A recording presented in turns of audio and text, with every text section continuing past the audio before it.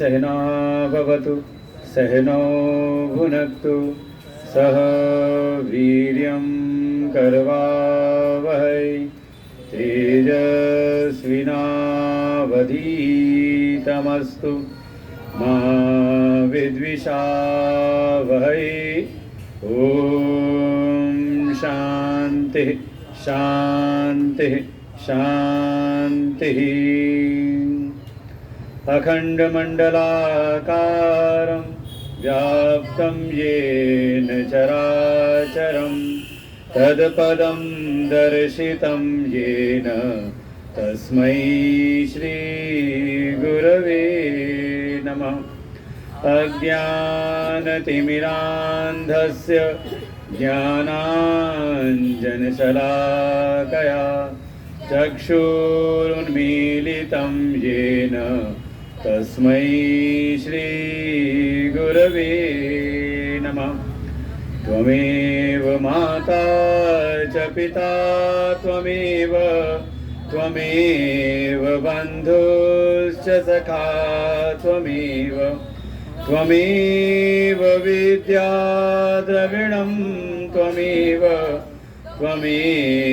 सर्वं मम देवदेव। गजाननं भूतगणादिसेवितं कपित्थजम्बूफलचारुभक्षणम् उमासुतं शोकविनाशकारकं नमामि विघ्नेश्वरपादपङ्कजम्। अतुलितबलधामं हेमशैलावदेहं धनुजवनकृशानुं ज्ञानिनामग्रगण्यं सकलगुणनिधानं वानराणामधीशं रघुपतिप्रियभक्तं वातजातं नमामि। ॐ पार्थाय प्रतिबोधितां भगवता नारायणेन स्वयं व्यासेन ग्रथितां पुराणमुनिना मध्ये महाभारतम् अद्वैतामृतवर्षिणीं भगवतीम् अष्टादशाध्यायनीम् अम्ब त्वामनुसन्दधामि भगवद्गीते भवद्वेषिणी। 17वें श्लोक से पाठ करते हैं। श्री भगवानुवाच यस्त्वात्मरतिरेव स्यात् आत्मतृप्तश्च मानवः आत्मन्येव च सन्तुष्टः तस्य कार्यं न विद्यते नैव तस्य कृतेनार्थो न कृतेनेह कश्चन न चास्य सर्वभूतेषु कश्चिदर्थव्यपाश्रयः तस्मादसक्तः सततं कार्यं कर्म समाचर असक्तो ह्याचरन् कर्म परमाप्नोति पुरुषः परमाप्नोति पुरुषः।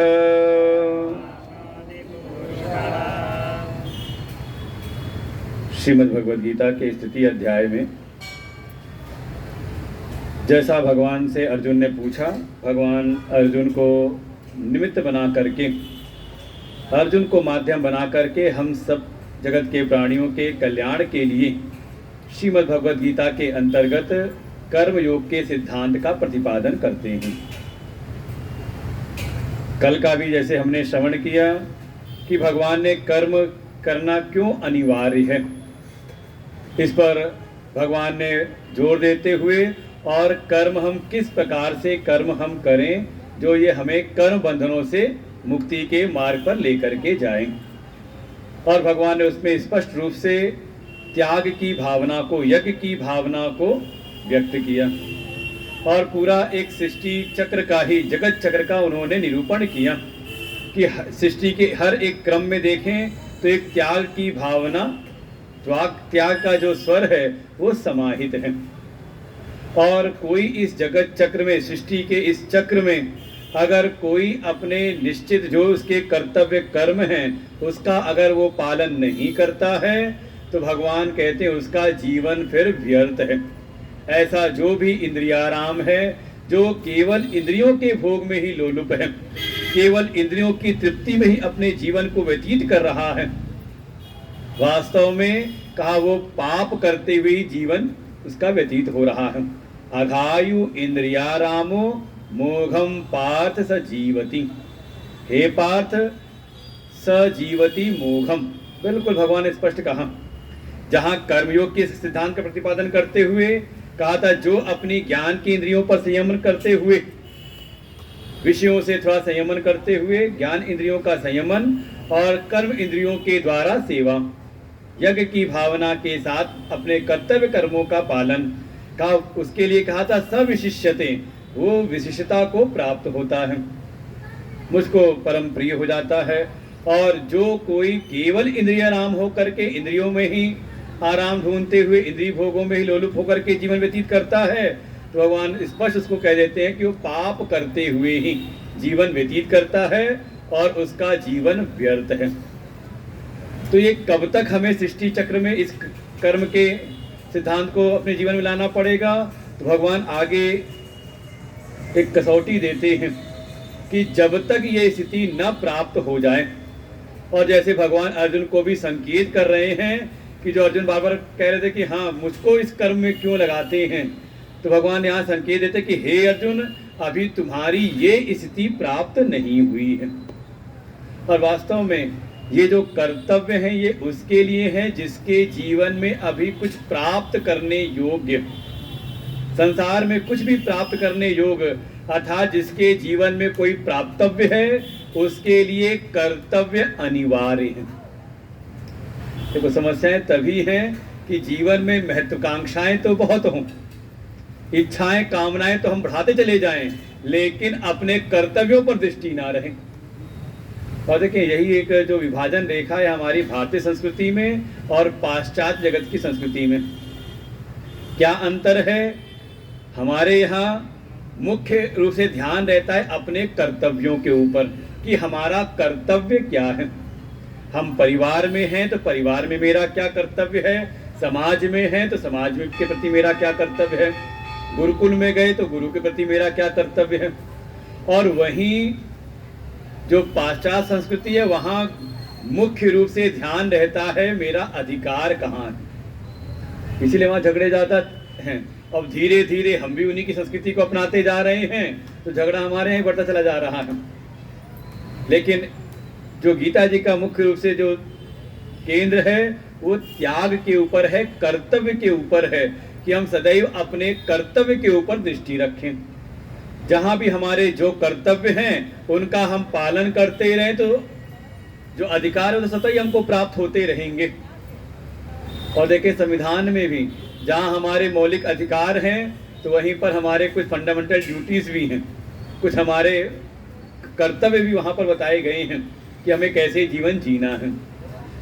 तो किसके लिए कर्तव्य हैं? का जिसके जीवन में अभी कुछ प्राप्तव्य है, जिसको लगता है कि हाँ अभी संसार में कुछ पाना है, तो पाना है तो थोड़ा पुरुषार्थ करो। यहाँ तक कि भगवान भी जब अवतार लेते हैं, एक अवतार भगवान का हुआ पृथु महाराज के रूप में, और वो जब अवतार जिस समय हुआ उस समय उनके अवतार के पूर्व जो अधर्म का विस्तार था, अधर्म फैला हुआ था, राजा वेन के अत्याचार के कारण ये जो सारी प्रकृति है इसने सारे जो भी यहाँ पर औषधियाँ थी, वनस्पतियाँ थी, वो पृथ्वी माँ ने अपने गर्भ में छुपा लिया था। कि इसका अधर्मियों के द्वारा दुरुपयोग न हो। जैसे जिस समय विधर्मियों का बहुत अत्याचार फैला हुआ था, तो हमारे आद्य गुरु भगवान शंकराचार्य ने या बहुत सारे जो हमारे सिद्ध तीर्थ हैं, सिद्ध पीठ हैं, वहाँ के जो भी भगवत विग्रह थे, क्योंकि उस समय विधर्मियों का बिल्कुल अत्याचार फैलता जा रहा था, तो कहीं ना कहीं मंदिर तोड़े जा रहे थे, मूर्तियाँ खंडित की जा रही थीं, तो वहाँ के जो पुजारी लोग थे वो उनके द्वारा, विधर्मियों के द्वारा मूर्तियाँ न खंडित हों, तो कई मूर्तियों को उन्होंने कहीं कुएं में, कहीं कुंड में ऐसे उसको जाके छुपा दिया था। और फिर समय आने पर आद्य गुरु भगवान शंकराचार्य ने ऐसे बहुत सारे तीर्थों का जीर्णोद्धार कराया। तो ऐसी उस समय भी प्रकृति ने, पृथ्वी माँ ने, वो जो भी औषधियाँ थीं, जो वनस्पतियाँ थीं, उन सबको अपने गर्भ में छुपा लिया था। और फिर उनके अभाव में जो प्रजा थी वो त्राही त्राही कर रही थी। तो उस समय जो अवतरित हुए पृथ्वी महाराज हैं, उन्होंने स्वयं पुरुषार्थ किया, परिश्रम किया और सारी पृथ्वी का दोहन करते हुए पृथ्वी को पुनः वनस्पतियों से, औषधियों से सुसंपन्न कराया और प्रजाओं को उसके अभाव से मुक्त किया। तो अगर इच्छाएं हैं, कामनाएं, तो वहाँ कहा जाता है भागवत जी में, ये जो पृथ्वी महाराज जी का अवतार है वो काम पुरुषार्थ की कथा है, धर्म अर्थ काम मोक्ष के अंतर्गत। अर्थात अगर काम पुरुषार्थ को जीवन में सिद्ध करना है तो थोड़ा त्याग की भावना के साथ में तो अपने कर्तव्य कर्मों का हम पालन करें। और गीता जी भगवान भी कह आए, पीछे ही कहा भगवान ने कि ये क्या है, कहा ये त्याग की भावना, यही कामधेनु गौ है। अनेन प्रसविश्वद्धम एष वोत्तिष्ठ कामधुक्। अगर हमारे मन के भीतर कामनाएं हैं, महत्वाकांक्षाएं हैं, तो इस यज्ञ की भावना के साथ जो किए जाने वाले कर्म हैं, इसी को आप कामधेनु गौ बना करके अपनी महत्वाकांक्षाओं को, अपनी इच्छाओं, कामनाओं को हम पूरा करें। और देखिए स्वतः पूरी होती भी हैं। तो जब तक प्राप्तव्य है तब तक कर्तव्य जीवन में अनिवार्य है। और उसकी कसौटी भगवान ने दी कि मुक्त संग समाचर, मुक्त संग होकर के सम्यक आचरण करें हम कर्म योग की सिद्धांतों का। तो कब तक करना है, तो भगवान ने कसौटी दी कि जब तक ये स्थिति न प्राप्त हो जाए। कैसी स्थिति, तो यहाँ पर 3 चीजें बताई हैं, रति, तृप्ति और संतुष्टि।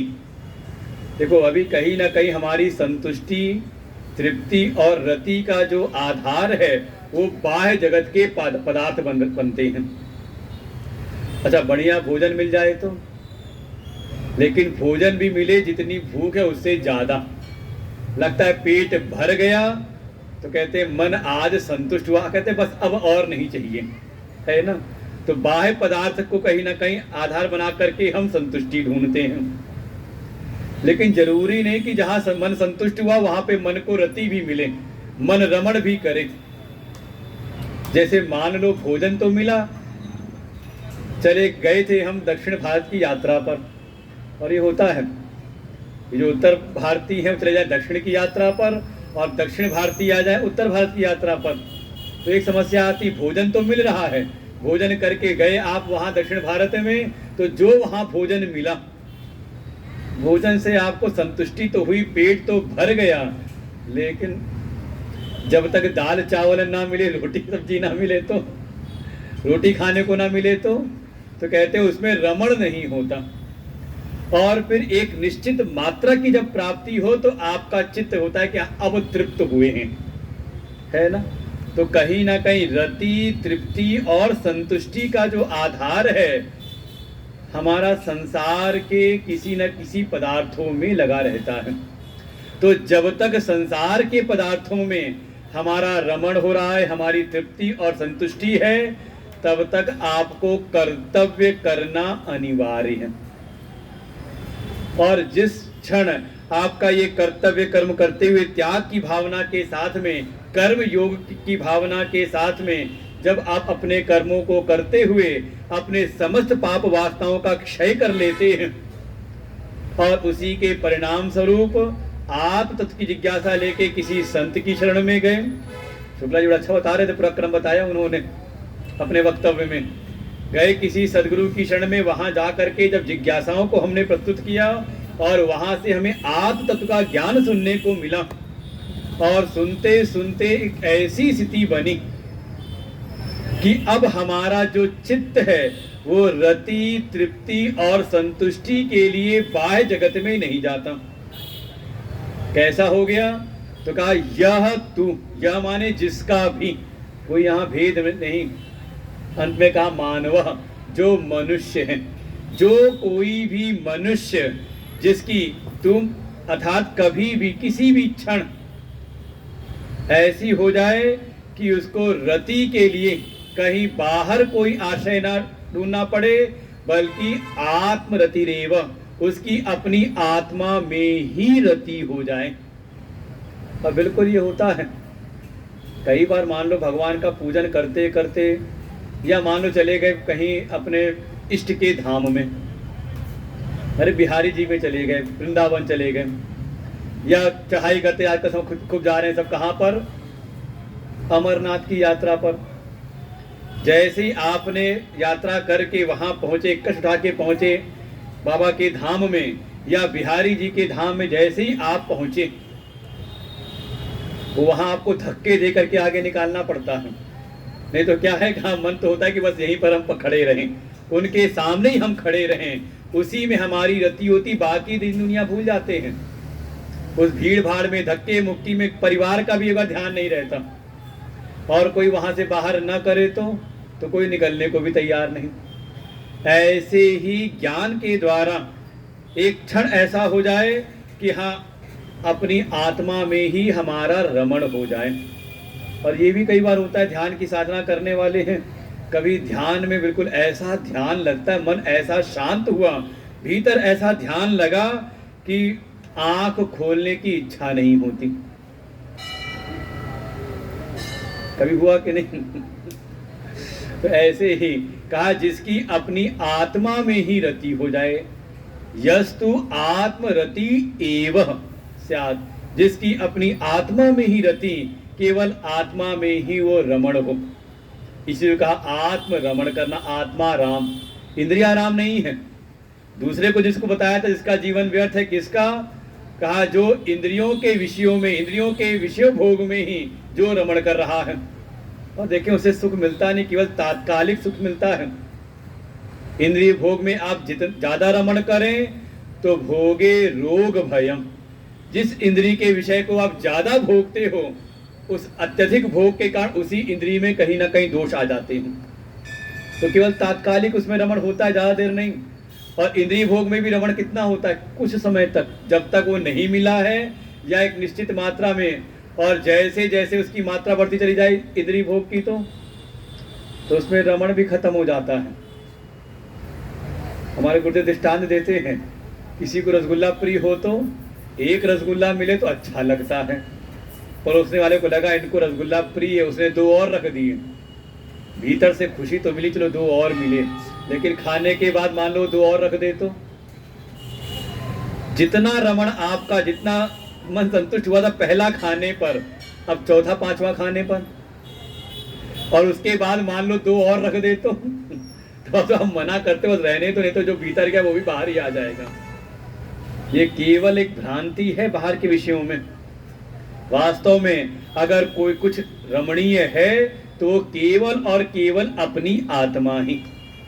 उस आत्मा में एक बार रमण होने लग जाए तो फिर आपका कहीं और मन लगता नहीं। ये तो भक्ति के मार्ग में इतना कहा जाता है। कहते हैं कि बिहारी जी में बार बार पर्दा खींच देते हैं, जल्दी जल्दी भक्तों को बाहर भगाते ही रहते हैं। क्यों?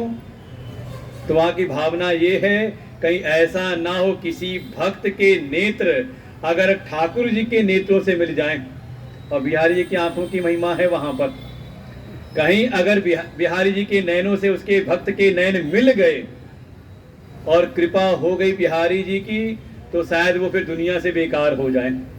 तो दुनिया में कहीं उसको कुछ अच्छा लगता नहीं। और ऐसे बहुत सारे ऐसे वक्तव्य वहाँ पर वर्णन प्राप्त होते हैं वृंदावन में कि कोई आया था किसी काम से और एक बार आकर के उसका मन ऐसा लगा वहाँ कि वहाँ से फिर कभी वापस गया ही नहीं। तो यही स्थिति है।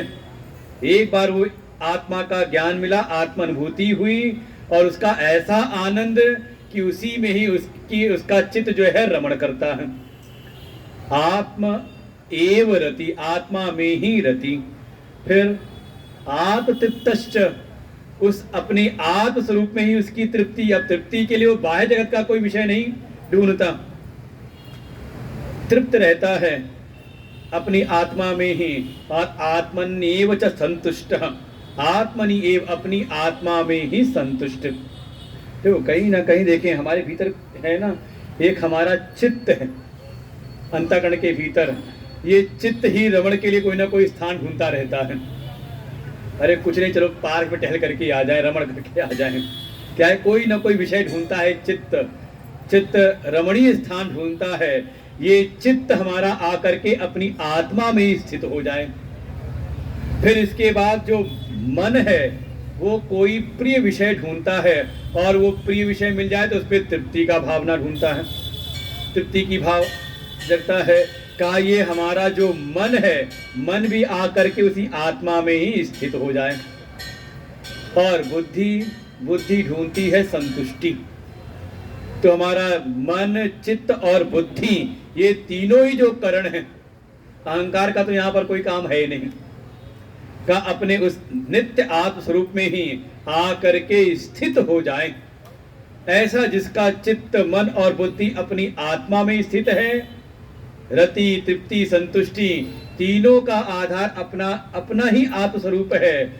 भगवान कहते हैं तस्य कार्यम न विद्यते, उसके लिए भी संसार में कोई भी कर्तव्य शेष नहीं। अब ये कथा अगर आपको भाव समझना हो तो भागवत जी बड़ा अच्छा वर्णन आता है, और वो वर्णन भी है महाराज के पूर्व का वृत्तांत।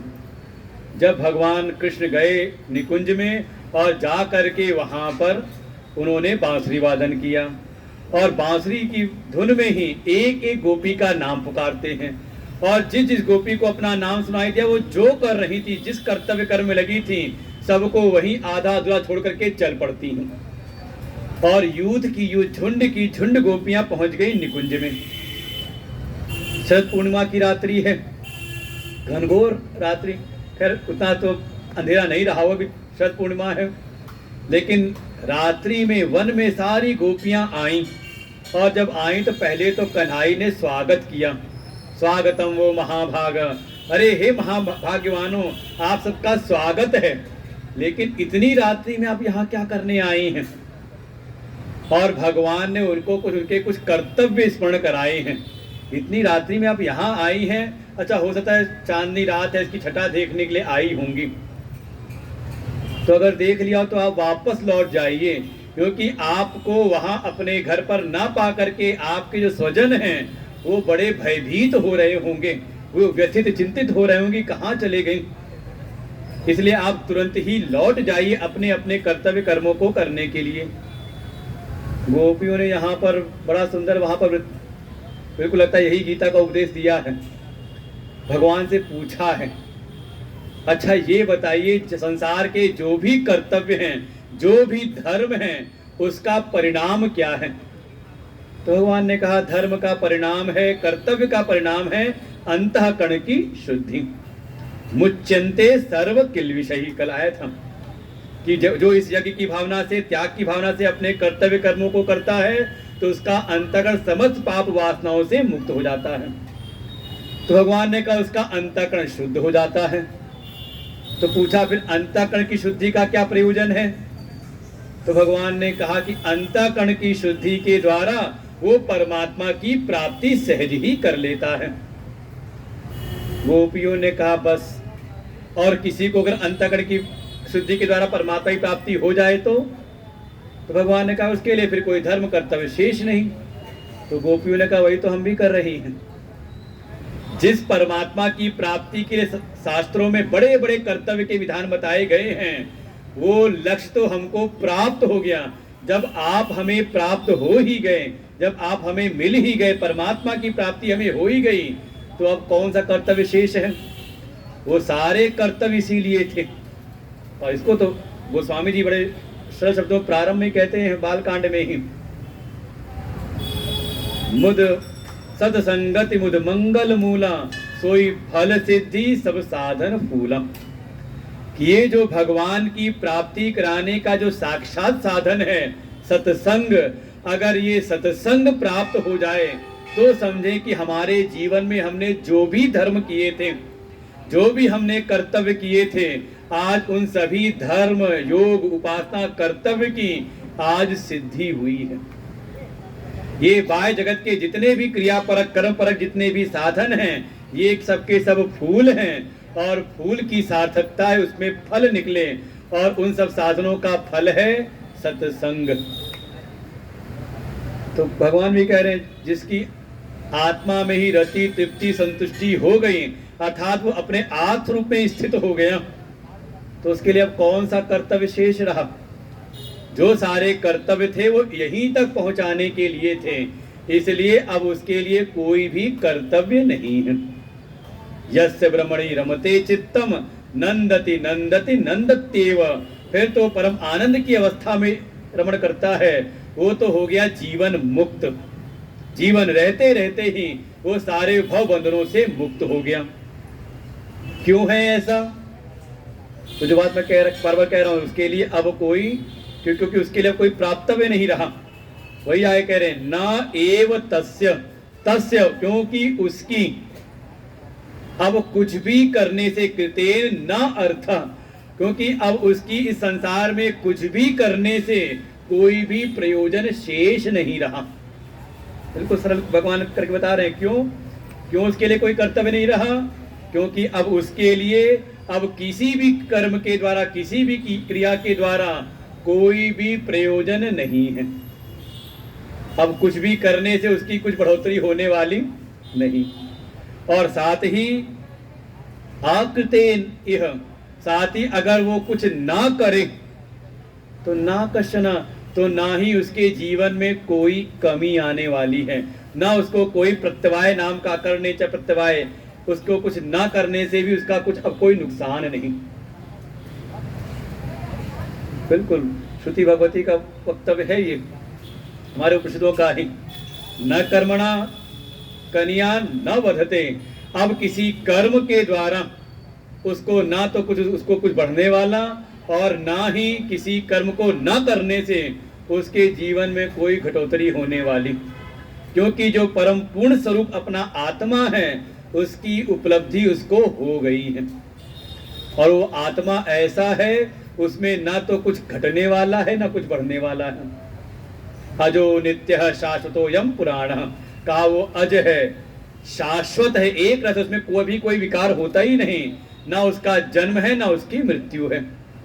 तो किसी कर्म के करने से कोई वृद्धि नहीं, और कुछ ना करने से का उसमें कोई कमी नहीं, कोई विकार नहीं। और साथ ही साथ अब उसका इस संसार में जब कुछ पाना नहीं तो कहा च अस्य, उसी का ही अब इस संसार में सर्वभूतेषु, कश्चित् सर्वभूतेषु, कभी भी सर्वभूतों में अब कोई भी न अर्थ व्यपाश्रय, अब उसका कोई अर्थ व्यपाश्रय नहीं रहता। अर्थ व्यपाश्रय कहते हैं, जैसे कुछ करना हो तो कोई लक्ष्य की प्राप्ति हमें करनी है, जैसे मुझे अपनी बात आप तक पहुंचानी है तो आश्रय लेना पड़ता है ना एक वस्तु का। किसका? कहा माइक का। अच्छा, मुझे प्रवचन करना है तो मुझे फिर आश्रय लेना पड़ता है किसका? का किसी जजमान का। जजमान ना हो तो, आयोजक समिति ना हो तो, भाई श्रोता भी हैं, सुनने वाले जिनके भीतर सुनने की इच्छा है, और वक्ता भी हैं जो प्रवचन करना जानते हैं।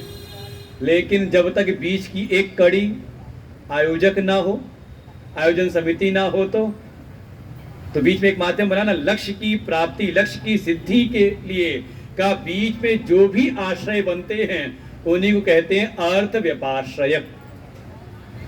तो अब जब कुछ इस संसार में कुछ भी पाना शेष नहीं, तो उसकी फिर का ब्रह्म लोक पर्यंत, ब्रह्मा तक भी का उसके लिए कोई भी अर्थ व्यपाश्रय, कोई भी आश्रय शेष नहीं रहता। अब हो सकता है वो देव उपासना भी ना करो, कोई देवता की उसको आवश्यकता नहीं, लेकिन जब तक ये स्थिति न प्राप्त हो जाए, कौन सी स्थिति? वही फिर यस्त्वात् प्रतिरेव स्यात् आत्मतृप्तश्च मानव आत्मन्नेव च संतुष्टः, जिसकी रति, तृप्ति और संतुष्टि केवल अपनी आत्मा में ही, केवल प्रारब्ध क्षय के लिए वो जीवन के जो अनिवार्यता है उनका भोग कर लेता है। इसे देखें, धीरे धीरे उसकी जरूरतें भी समाप्त हो जाती संसार में। और ऐसे सन्यासी हों तो उनके लिए शास्त्र भी कह देते हैं कि जीवन निर्वहन करने के लिए 5 घर जाकर के भिक्षा मांग लो। अब 5 घर भी तब, एक ना मिले तो दूसरा घर, दूसरे से ना मिले तो तीसरा। ये नहीं कि 5 घर जाके मांगना है, एक जगह मिल गया तो वहीं से काम पूरा हुआ, शरीर निर्वहन का कार्य पूरा हुआ, पर्याप्त है। तो उसके लिए कोई नियम कानून उसके लिए नहीं का, उसके लिए कोई कर्तव्य शेष नहीं रहते। लेकिन जब तक ना हो, जब तक ये स्थिति, अच्छा अपनी स्थिति देखें मन के भीतर, अब बाहर किसी जरूरत तो नहीं ना, कुछ पाना शेष तो नहीं रह गया। कहा नहीं, अभी तो चिंता लगी रहती है घर की, परिवार की, समाज की। अगर ऐसी चिंता मन में है, अभी कहीं अर्थ की प्राप्ति की चाह है, परिवार की भी चाह है, और कुछ संसार में समाज में यश की प्राप्ति की भी चाह है, तो मतलब कि अभी आप उतने सांख्य योगी वाली योग्यता अभी नहीं आई है। इसलिए पुनः आ जाए किसमें, कहा कर्मयोग के सिद्धांत में ही। भगवान जैसे अर्जुन को संकेत करते हैं, हे अर्जुन, जो तुम कह रहे हो कि मुझको कर्म में क्यों लगाते हैं, इसीलिए क्योंकि अभी तुम्हारी ये स्थिति आई नहीं है। प्रारंभ में भी कह के आए थे, तुम बातें तो करते हो ज्ञानियों जैसे, लेकिन व्यवहार तुम्हारा अज्ञानियों के समान है। तुम्हें अभी चिंता लगी हुई है किसके लिए, का गतासून अगतासूंश, जो बीत गया है उसके लिए तुम चिंता कर रहे हो, और जो बीतने वाला है। अभी तुम्हारे चित्त में भूत और भविष्य की चिंता बैठी पड़ी हुई है, इसलिए अभी तुम कर्म योग का अनुष्ठान करो। इसलिए 19वां जो श्लोक है वो एक प्रकार से पूरे कर्म योग के सिद्धांत का निगमन है, निचोड़, निष्कर्ष। जो आपने मुख्य सिद्धांत सुने थे 7वें में, 8वें में और 9वें में। 7वें में था कर्मेंद्रिय कर्मयोगम असक्तः सविशिष्यते। फिर 8वें में था नियतम कुरु कर्मत्वम, हे अर्जुन तुम अपने नियत कर्मों को करो। और 9वें श्लोक में था तदर्थम कर्म कौन्तेय मुक्त संगः समाचर। अब देखो, तीनों श्लोकों को भगवान ने बिल्कुल समेट दिया एक में ही। 19वें श्लोक में पाठ करते हैं, तस्मात् असक्तः सततम कार्यम कर्म समाचर असक्तो ह्याचरन् कर्म परमाप्नोति पुरुषः। तस्मात्, ये तस्मात् सर्वमूल्य निष्कर्ष के रूप में होता है। इसलिए तो कहते हैं ना कि अब सब बातें बता दी, अब इसलिए तुम यही करो। क्या करना है, कार्यम कर्म सततम कुरु, कि हे अर्जुन तुम जो तुम्हारे कार्यम कर्म है, कार्यम कर्म अर्थात जो तुम्हारे कर्तव्य कर्म है, जो तुम्हें करने ही चाहिए। तो पहले बताया था नियत कर्म, जो कि तुम्हारी परिस्थिति के अनुसार जो तुम पर नियत किए गए हैं। हम परिवार में हैं तो परिवार के कुछ दायित्व हैं, समाज में है तो वहां भी जिस पद प्रतिष्ठा पर हम हैं वहां पे हमारे लिए कुछ नियत कर्म हैं। ऐसे ही जो हमारे कर्तव्य कर्म हैं उनको करो। कैसे, असक्तः और समाचर, ये 2 शब्द पहले भी कहे थे, मुक्त संग समाचरम, असक्तः और सम्यक आचरण। असक्तः आसक्ति से रहित होकर के, किससे आसक्ति छोड़नी है, का अपने निज के संकल्पों से, अपने स्वार्थ के लिए नहीं बल्कि कर्तव्य भावना के साथ में, यज्ञ की भावना के साथ में अपने निज संकल्पों को, अपने व्यष्टि संकल्पों को, जो श्रद्धेय हैं, जो आदरणीय हैं, जो पूज्य हैं, जो समष्टि संकल्प हैं, उनमें हम विलय करते हुए एकांगी जीवन न जिए, बल्कि परिवार में है तो परिवार के लिए समर्पित भावना से। भाई एक व्यक्ति के जीवन से परिवार श्रेष्ठ है ना, फिर परिवार से श्रेष्ठ है समाज, तो समाज के प्रति, और कोई भक्त है तो ये सारा विश्व ही भगवान का स्वरूप है। तो भगवत अर्पण बुद्धि से अपने जो भी नियत कर्म हैं, जो भी कर्तव्य कर्म हैं, उनको करें। कब कब करें? कोई समय है निश्चित कि 2 दिन करना है? कि हम लोग की साधना कई बार ऐसे ही होती है कि कुछ हम लोग का एक कहते हैं ना कि एक उतार चढ़ाव आता है साधना में। कहीं सत्संग सुने, सत्संग साधना शिविर करके आते हैं तो कुछ दिन का जोश रहता है, कुछ दिन तो बड़ा जोश के साथ में सारे नियम पूरे होते हैं, बढ़िया पूजा होती है, बढ़िया जप भी करते हैं, साधना भी करते हैं, कुछ दान भी करते हैं। लेकिन धीरे धीरे जैसे 10, 15, 20 दिन आगे बढ़े तो वापस उसी धरातल पर आ जाते पुराने वाले पर। देखा कुछ समय के लिए है कि हाँ 1 हफ्ता करना है। कई बार लोग पूछते हैं कोई मानो कोई समस्या है, गए किसी के पास में, उन्होंने कहा ठीक है इस मंत्र का जाप करो, तो तुरंत पूछते कितना करना है, कितने दिन करना है। भगवान कह रहे हैं यहाँ दिना नाम मासा नाम नियमो नास्ति, यहाँ कोई नियम नहीं बल्कि सततम, सतत करें, निरंतर करते रहें। एक शब्द और जोड़ दिया है आगे के लिए। वैसे एक बात तो है, जैसे भगवान संकेत कर रहे हैं कि मनुष्य का जीवन तो तुम्हें प्राप्त हो गया है, हम सबको प्राप्त हुआ है। मनुष्य के क्रिया करके हम न मरें, बल्कि अपने मनुष्यत्व को बढ़ाते हुए हम भगवान के भक्त बन जाएं। तो सीधा है कर्मयोग माने भगवान के भक्त बन करके भगवान को सारे विश्व में ध्यान करते हुए सिया राम में सब जग जानी, और भगवान के भक्त बन करके हम जीवन जिए। अब मन की विता लेकर के आओ, अगर कोई भगवान का भक्त है, आप सब भक्त हो ना भगवान के, हो कि नहीं भाई? हो तभी तो यहाँ आए हो मंदिर में कथा सुनने के लिए, भगवान की वाणी सुनने के लिए। अच्छा, हम भगवान के भक्त हैं तो हम भगवान के जो भी भक्त हैं, हमें भक्त कितनी देर रहना चाहिए? कितनी देर भक्त बन करके रहना चाहिए? जितनी देर मंदिर में है जितनी देर मंदिर में गए, भगवान की पूजा की, उपासना की, जितनी देर भगवान के सामने बैठे, उतनी देर हम भगवान के भक्त। और उसके बाद मंदिर के बाहर निकलते ही, ये फिल्मों वाली भक्ति की बात नहीं है, ये फिल्मों में दिखा देते हैं कहीं ना कहीं पथभ्रष्ट करने के लिए, समाज को एक गलत आदत स्थापित करने के लिए, कि वहाँ दिखाते हैं कि जो जितना बड़ा गुंडा उतना भक्ति बना के दिखा देंगे। वो केवल समाज को भ्रमित करने के, दूषित करने के लिए, भक्ति के मार्ग को दूषित करने के लिए षड्यंत्र के रूप में ये सारे सब चीजें गढ़ी गई, हमारे समाज में दिखाई गई जबरदस्ती फिल्मों के द्वारा। अच्छा, दूसरे धर्म का विधर्मी होगा तो उसको दिखाएंगे वो 5 समय का नमाजी होगा, भले गांव में बिजली हो ना हो, उसको अजान सुनाई दे जाएगी मस्जिद से। क्या है? केवल समाज को दिग्भ्रमित करने के लिए। और कोई भगवान का भक्त होगा तो उसको दिखाएं कि उतना ही बड़ा क्या कहते हैं वो कुकर्म करने वाला है। ये हमारी कोई भक्ति नहीं है ऐसी।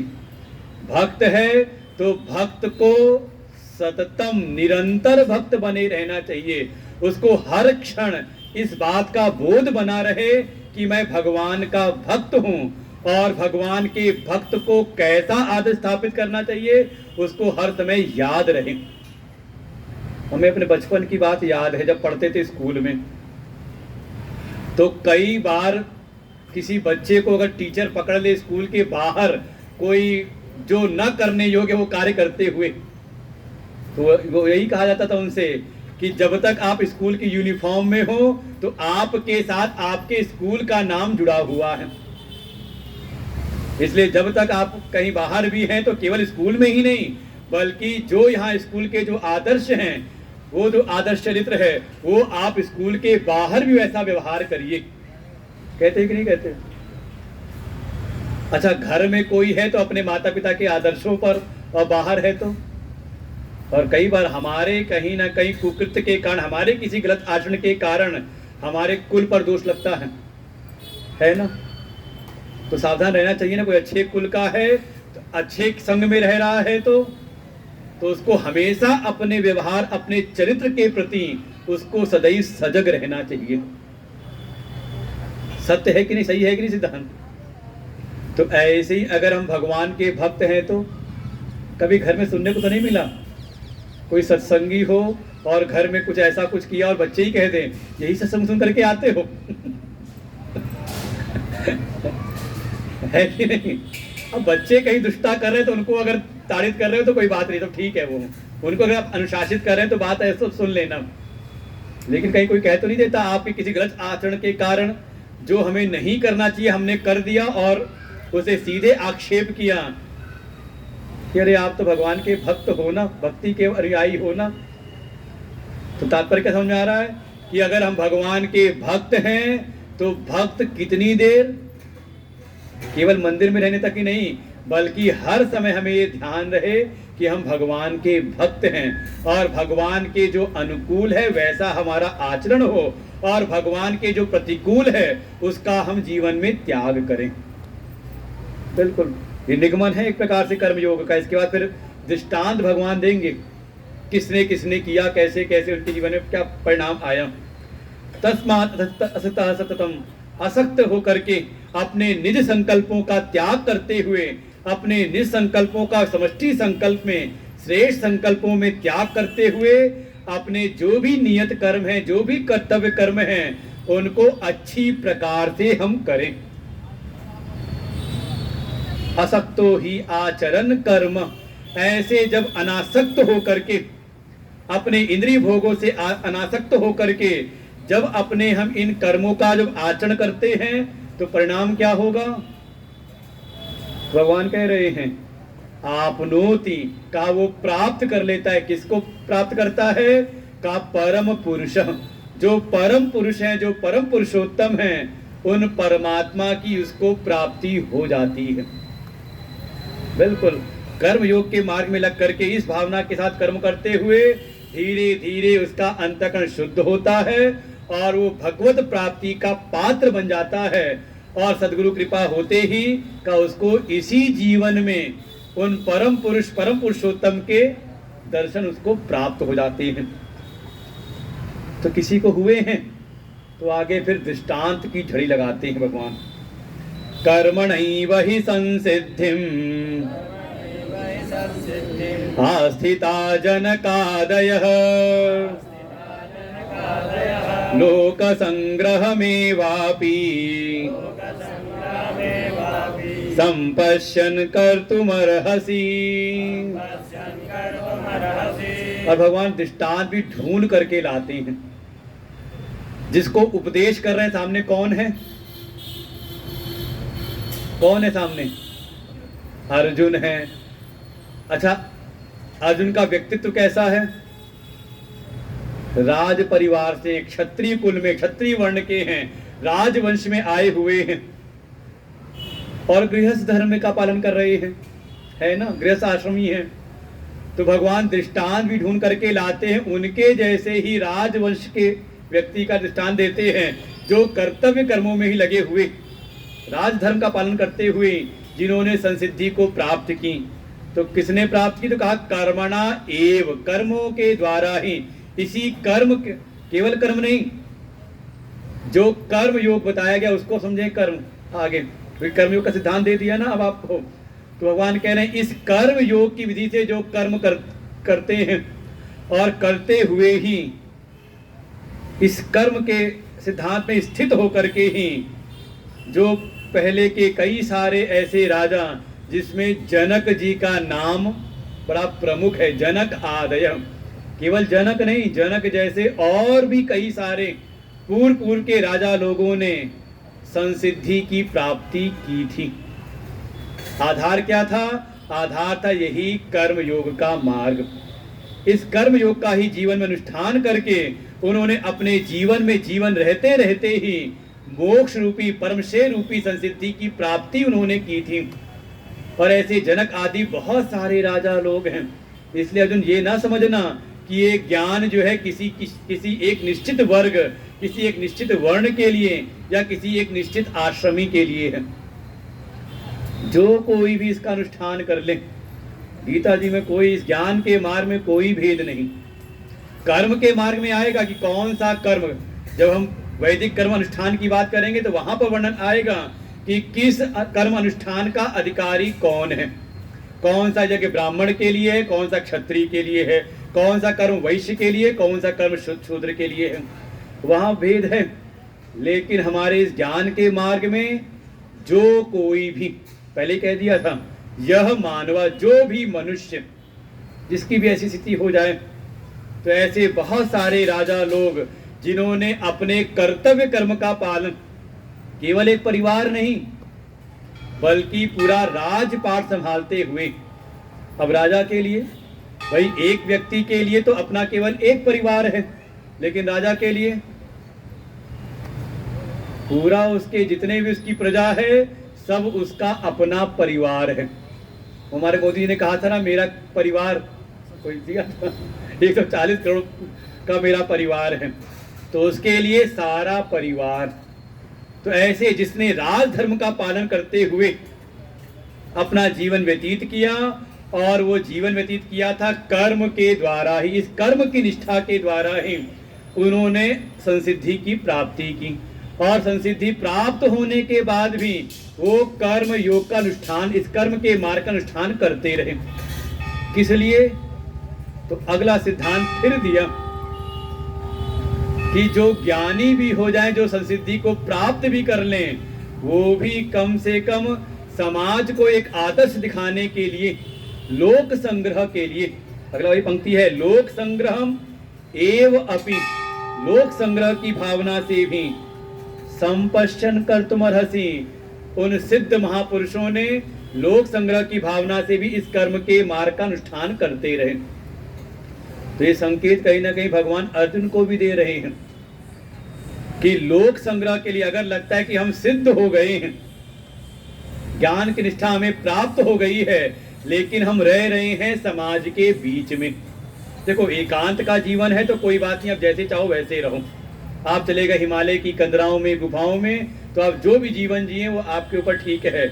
लेकिन अगर समाज के बीच में रह रहे हैं और संसिद्धि की प्राप्ति, मोक्ष की प्राप्ति हो भी गई है, तो भी समाज के सामने एक आदर्श स्थापित करने के लिए कहीं ऐसा ना हो कि संसिद्धि हमने प्राप्त की और कर्म के मार्ग का हमने कर दिया त्याग। परिणाम क्या हुआ कि हमें देख करके जो हमें अपना आदर्श मानते हैं, कहीं ऐसा ना, उनको सिद्धि प्राप्त हुई नहीं, लेकिन हमें देख करके कि इनकी बड़ी प्रतिष्ठा है, और हमें देख के वो भी कहीं कर्मों का त्याग ना कर दें, उन मार्ग में कहीं ना कहीं गलत मार्गों में उनकी प्रवृत्ति ना हो जाए। ये लोक संग्रह को भगवान भाष्यकार ने बड़ा अच्छा समझाया इस बात को। लोक संग्रह माने लोक कल्याण की भावना। तो लोक कल्याण की भावना में मुख्य ध्यान क्या है कि समाज के लोगों की जो भावना है वो अन्य मार्गों पर, दूषित मार्गों में ना हो जाए, कुत्सित मार्गों में ना हो जाए। इसलिए उनको सन्मार्ग में लगाए रखने के लिए, जैसे लगता है प्राइमरी के जो अध्यापक होते होंगे, प्ले स्कूल, क्या करते हैं उसमें, वो जो अध्यापक होते, जो टीचर होते, वो भी बच्चा बन करके, बच्चे के जैसे ही, अब आगे यही विषय आएगा, जैसे आप भी बोलना अच्छे से जानते हो, लेकिन छोटा बच्चा सामने उसको सिखाते कैसे हो, उसी के जैसे तुतलाते हुए बोलते हो। करते कि नहीं? तो बिल्कुल धीरे धीरे समाज के लोगों को भी इस कर्म के मार्ग में आगे लगाए रखने के लिए, जिससे वो कर्म के मार्ग का त्याग करके गलत मार्गों का अनुसरण ना कर लें, इसलिए उनके बीच में रहते हुए भी लोक संग्रह की भावना से भी कर्म करना अनिवार्य है, जो सिद्धि को प्राप्त हो चुके हैं उनको। तो भगवान जैसे अर्जुन को कह रहे हैं, अगर तुम सिद्धि को प्राप्त भी हो गए हो तो भी तुम्हें कर्म करना अनिवार्य है। क्यों करना चाहिए और किसको करना चाहिए, तो आगे 2 श्लोकों में भगवान आगे और वर्णन करते हैं। यद यदाचरति श्रेष्ठ तत्तदेवेतरो जनाः स यत् प्रमाणं कुरुते लोकस्तदनुवर्तते। तो जो सिद्धि को प्राप्त हो चुके हैं उन्हें क्यों करना चाहिए लोक संग्रह के लिए कर्म, तो कहा ये संसार के लोगों का आप मन देखो कैसा है, कैसा मन है कि यद यद आचरति श्रेष्ठ, इस समाज में जो भी श्रेष्ठता को प्राप्त हो चुके हैं, जिनको हम एक आदर्श के रूप में देखते हैं, जो भी ऐसे श्रेष्ठ आदर्श महापुरुष हैं, वो जो जो करते हैं, जैसे जैसे करते हैं, वैसे ही तत् तत् वैसे वैसे ही एव इतरो जना, वैसे वैसे ही जो उनसे अन्य जन हैं, जिनकी दृष्टि सदैव उन पर लगी रहती है, तो उन आदर्श महापुरुषों के कार्यों को, उनके आचरण को जैसा जैसा आचरण करते हैं, वैसा वैसा ही समाज के जो अन्य जन हैं वैसा ही आचरण करते हैं। देखो ये बिल्कुल स्पष्ट है, अचानक कुछ भी नहीं होता। अचानक हमें लगता है कि हमारे देश में कुछ भक्ति भावना ज़्यादा बढ़ गई है, जितनी भीड़ इस समय तीर्थों में हो रही है, और वो भी कठिन से कठिन जो दुर्गम जो तीर्थ हैं, केदारनाथ, बद्रीनाथ और बाबा अमरनाथ, वहाँ जितनी भीड़ अब जाने लगी अचानक, ये अचानक कुछ नहीं है। क्या हुआ?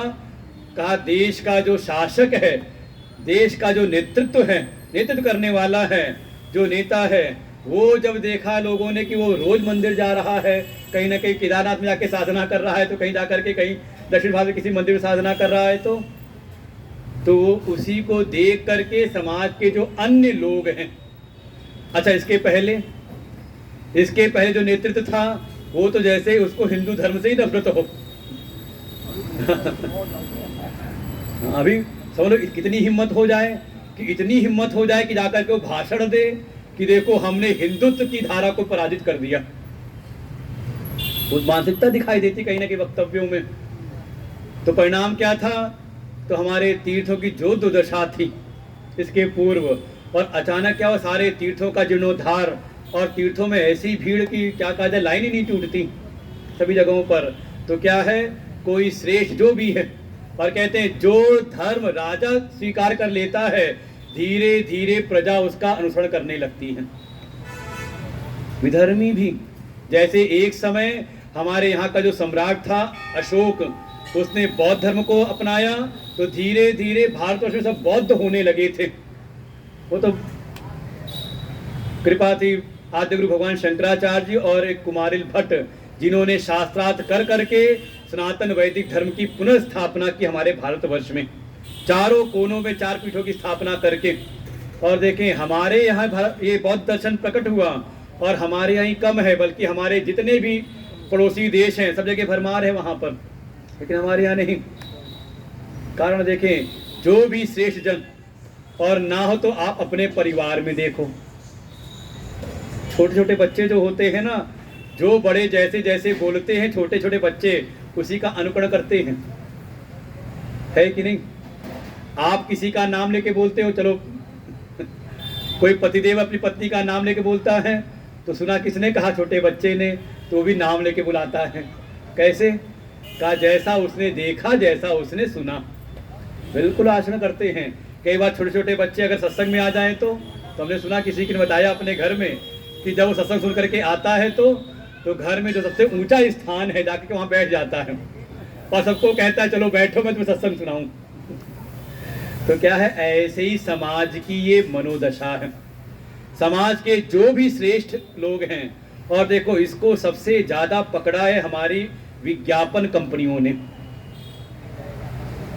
जो भी थोड़ी श्रेष्ठता को प्राप्त हो गया, जिसका थोड़ा नाम चल गया, चाहे वो कोई बॉलीवुड एक्टर हो, चाहे कोई क्रिकेट का खिलाड़ी, जहां एक बार चल गया वो, उसके बाद वो विज्ञापन कंपनियां उन्हीं को पकड़ करके अपने जो भी उत्पाद हैं उनका वो प्रचार करवाते हैं, भले कभी उन्होंने उपयोग किया हो ना किया हो।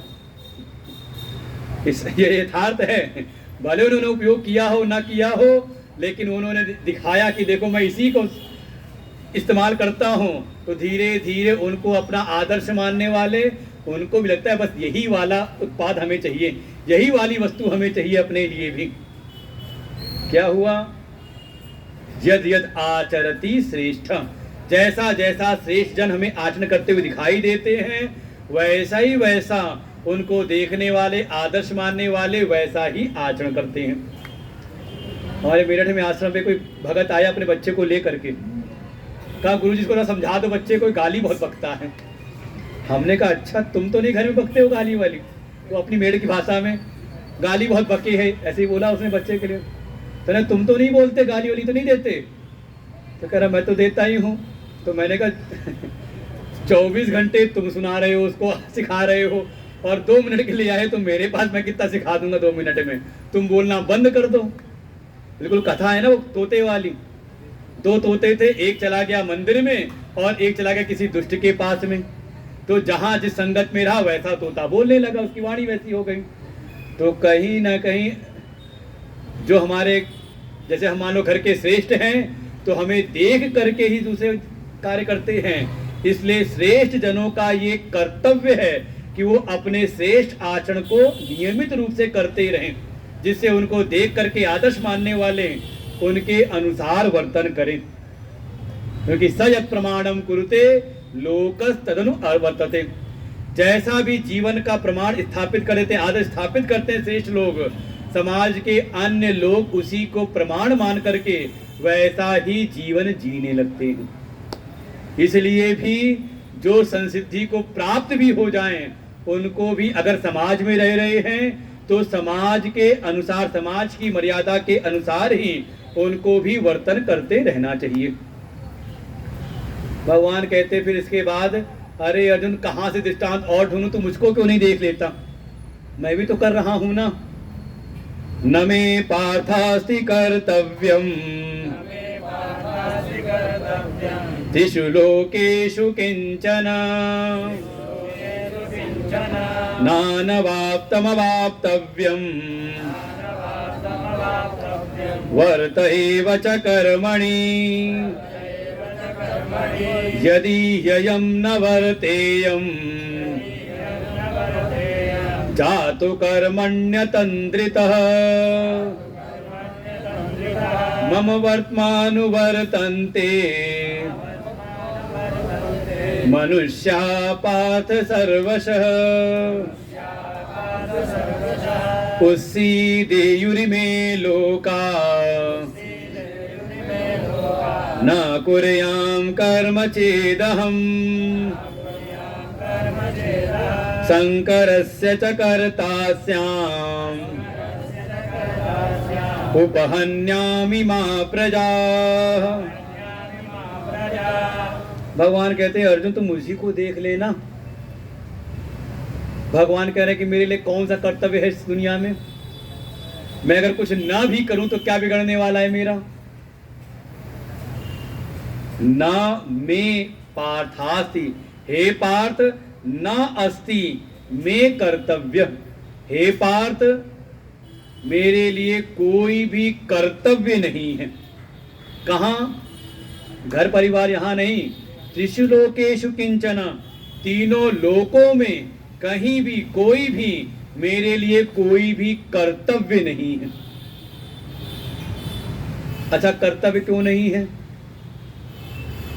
तो फिर लिया सिद्धांत, जब तक प्राप्तव्य है, कुछ भी पाने योग्य हमें लगता है संसार में, अर्थ काम की, धर्म अर्थ काम भी अगर हमें पाना है, यहाँ तक कि अगर मोक्ष की भी प्राप्ति करनी है, मोक्ष में भी प्राप्त करने योग्य हमारे लिए है, तो भी हमारे लिए कर्तव्य है।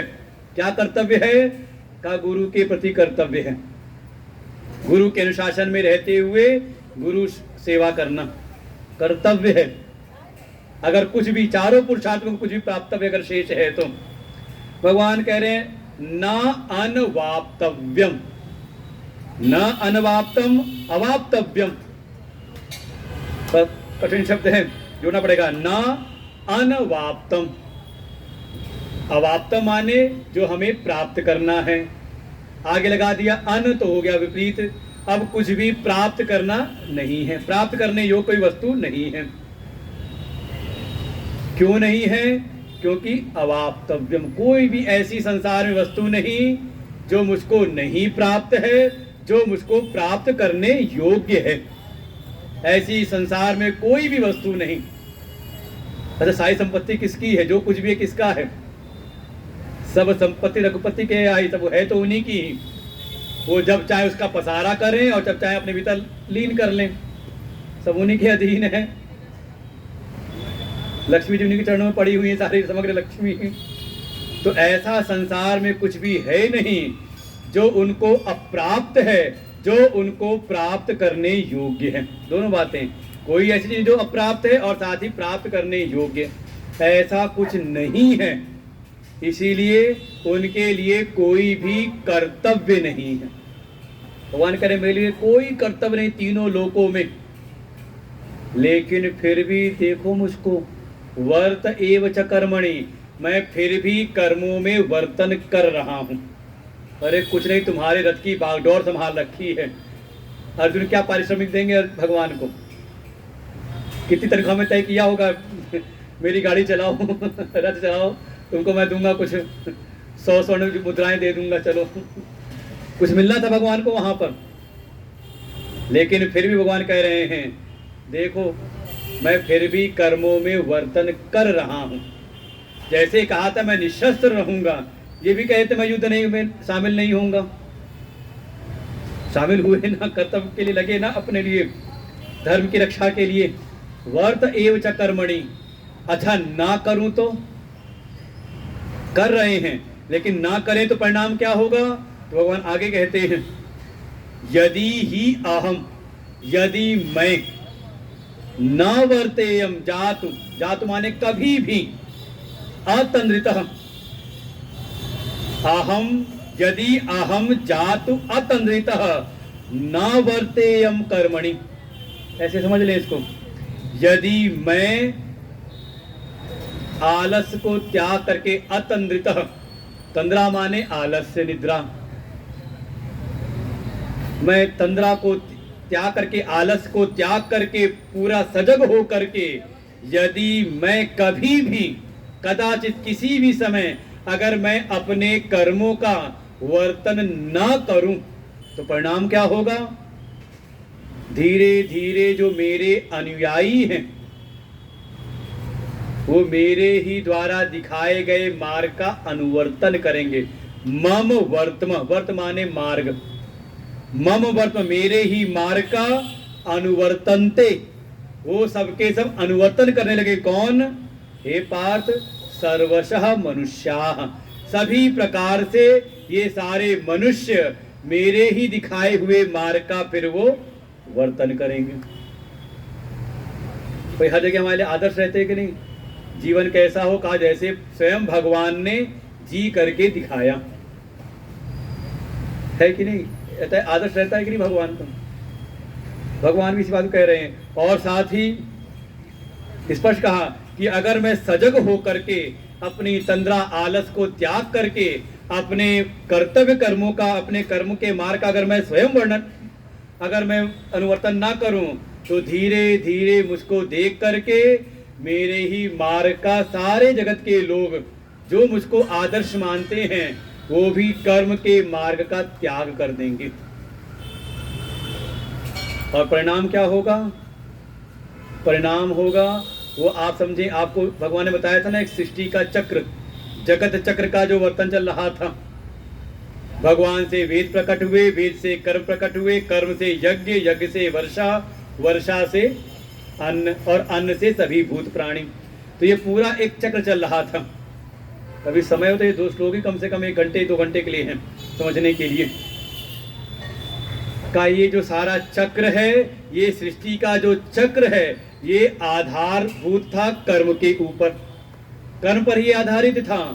और मैं कर्म नहीं करूंगा तो मुझको देख करके संसार के लोग कर्म नहीं करेंगे, तो फिर ये जो सृष्टि का जो चक्र है जो कर्म पर ही आधारित है, वो सृष्टि का चक्र खंडित होगा और इस लोक की जो व्यवस्था है वो नष्ट हो जाएगी।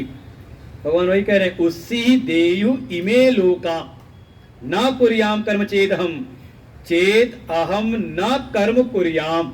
अगर मैं कर्म ना करूं, कर्म का अनुवर्तन ना करूं, तो मुझको देख करके धीरे धीरे समाज के लोग भी कर्म करना त्याग देंगे और परिणाम स्वरूप वो जो कर्म पर आधारित सृष्टि चक्र था उसका फिर लोप हो जाएगा और उससे लोक की ये सारे लोकांतर की जो व्यवस्थाएं हैं ये हो जाएंगी नष्ट। भाई सब अपने अपने नियम पर चल रहे हैं ना, सूर्य चंद्र ऋतुएं सबके सब अपने पे चल रही है ना, अपने स्वभाव के अनुसार का धीरे धीरे इनका लोप होगा और ये सारा लोक ही नष्ट हो जाएगा। और इन सब चीजों के नष्ट होने का कर्ता कौन बन जाएगा?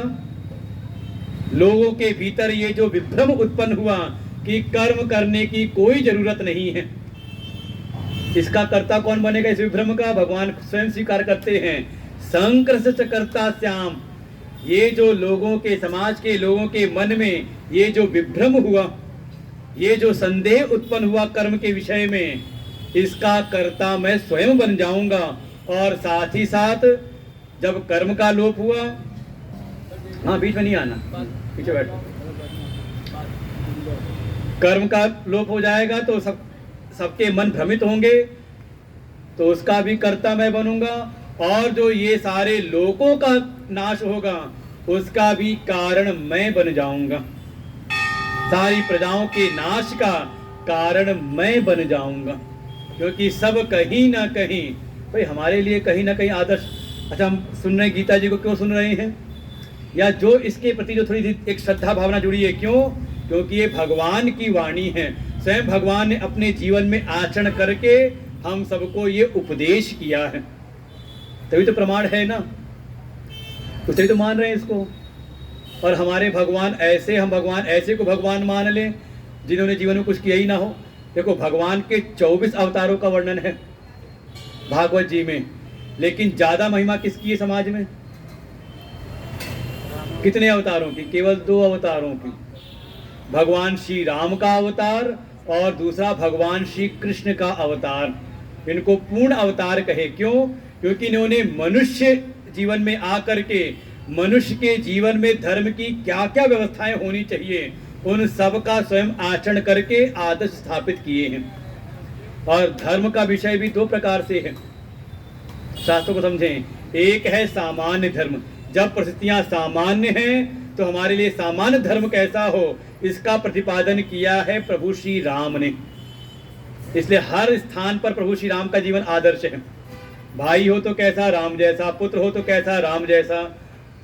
पति हो तो कैसा? राम जैसा। राजा हो तो कैसा? राम जी के जैसा। मित्र हो तो कैसा? राम के जैसा। शत्रु हो तो कैसा हो? सब जगह आदर्श है राम। इसलिए भगवान श्री राम के चरित्र का वर्णन होता है, श्री राम चरित्र हम सुनते हैं, क्योंकि वो सामान्य धर्म का प्रतिपादन करते हैं। जब परिस्थितियां सामान्य हैं तो हमें सामान्य जीवन कैसे जीना चाहिए वो मर्यादाएं स्थापित की प्रभु श्री राम ने। लेकिन हर समय तो इस स्थिति सामान्य नहीं रहेगी ना, कभी ना कभी परिस्थितियां कोई विशेष रूप भी ले लेती हैं, विशेष परिस्थितियां भी आती हैं। तो ऐसी स्थिति में जीवन कैसा हो वो हमें दिखाया है भगवान श्री कृष्ण ने, क्योंकि उनके जीवन में कभी भी कोई स्थिति परिस्थिति सामान्य नहीं रही। जन्म हुआ कारागृह में, जन्म के समय माता पिता को छोड़ के जाना पड़ा, फिर 11 वर्ष में आकर के अपने मामा कंस का वध करना पड़ा, और बचपन से ही उनके सामने कोई ना कोई छोटे से ही पालने में ही है, पालने में कोई ना कोई दैत्य आ रहे मारने के लिए। तो कौन सी स्थिति सामान्य है? कहीं पर कोई स्थिति सामान्य नहीं, बिल्कुल हर जगह विशेष परिस्थितियां हैं। तो विशेष परिस्थितियों में जीवन कैसा हो, हमारे लिए विशेष धर्म का प्रतिपादन करने वाले हैं भगवान श्री कृष्ण। इसलिए दोनों बड़े आदर्श हैं, जैसा वो आचरण करते वैसे ही हम सब भी करते हैं। तो हमारे आदर्श देखें जीवन के लिए यही 2 हैं, श्री रामचरित्र और भगवान कृष्ण के उपदेश। ये सारे समाज के लिए कहीं ना कहीं आदर्श हैं। और अगर ये आदर्श ना होते, कल्पना करें कि ये वेद ना होते, ये धर्मशास्त्र ना होते, तो जीवन कैसा होता? लूटो खाओ बस, और क्या, पेट भरो, जैसे पशुओं का जीवन होता है का वैसा जीवन फिर हमारा होता। तो ये समाज की जो व्यवस्थाएं चलती का ये सृष्टि का चक्र भंग हो जाता, लोगों का नाश हो जाता। इसीलिए भगवान कह रहे मैं स्वयं सजग होकर के अपने कर्मों का वर्तन करता हूं। तो फिर सबको करना चाहिए। जो अभी अज्ञान में है तो अपने इस अज्ञान को दूर करने के लिए अंतःकरण शुद्धि के लिए कर्म का वर्तन करना चाहिए। और जो ज्ञानी हो चुके हैं, अब आगे भगवान आदेश दे रहे, उपदेश दे रहे हैं ज्ञानियों के लिए ही। 2 श्लोकों में एक प्रकार से उनको निर्देश दिया है। जो ज्ञानी हो चुके हैं, अगर आपने मान लिया हो कि हम ज्ञानी हो गए, हम सिद्ध हो गए हैं, अगर मान लो एक बार मन के भीतर, तो भी कर्म करना ही है। कैसे करना है? तो 2 श्लोकों में, सक्ता कर्मण्य विद्वांसो यथा कुर्वन्ति भारत कुर्याद् विद्वांस तथा सक्तः चिकीर्षुर्लोक संग्रहम् न बुद्धिभेदम जनयेद अज्ञानां कर्म संगिनां जोषये सर्वकर्माणि विद्वान युक्तः समाचरन्। तो किसको भगवान निर्देश दे रहे हैं? जो विद्वान हो गए हैं। अब आप सब विद्वान हो गए तो कैसा हमारा आचरण होना चाहिए? अब सत्संग सुन लिया, ज्ञान मिल गया हमें, तो अब इसका मतलब नहीं कि हमारे कोई कर्म नहीं रहा। अगर समाज के बीच में रह रहे हैं, और समाज में किसके बीच में? देखो, हमारी तो आसक्ति मिट गई, हम सिद्ध हो गए। अब हमारी कहीं कोई आसक्ति नहीं, ना तो कर्म में ना कर्म के फलों में। कोई स्वार्थ बुद्धि भीतर नहीं रही। ज्ञानी भी हो गए, विद्वान भी हो गए, लेकिन रह किसके बीच में रहे हैं? कहा जो अभी कर्मों में आसक्त हैं, जिनके भीतर कर्तापन दृढ़ है, मैं ये कर्म करने वाला हूं, ये कर्म मेरा है, और साथ ही कर्म फलों में भी जो आसक्त हैं, इस कर्म का फल जो होगा वो मेरा होगा। ऐसे लोगों के बीच में कह दें, अज्ञानियों के बीच में हो गए हैं ज्ञानी, लेकिन रह रहे हैं अभी अज्ञानियों के बीच में ही। तो कैसा जीवन जीना है? तो भगवान कह रहे हैं, देखो 25वें पहली पंक्ति में, यथा कर्म करना है उनको। कैसे करना है? तो कहा यथा। यथा माने जैसे। यथा सक्ता अविद्वांसो कर्मणि कुर्वन्ति। और भगवान यहाँ संबोधन दे रहे हैं अर्जुन को, भारत, हे भारत। भारत माने अपने देश का नाम भी तो है भारत। भा माने प्रकाश, रत माने रमण करना।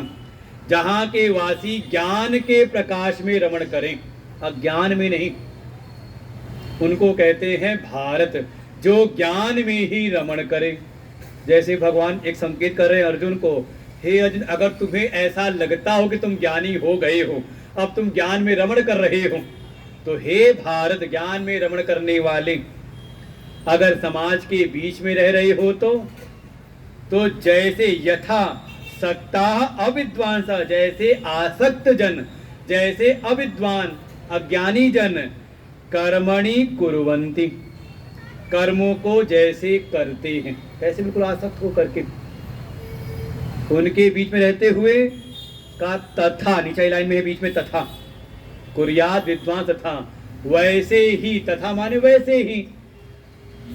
कौन करे? तो यहाँ पर बीच में दिया है कुर्याद विद्वान सह, जो विद्वान हो गए हैं, ऐसे विद्वान जन वैसे ही उनके बीच में रहते हुए कर्म करते रहें।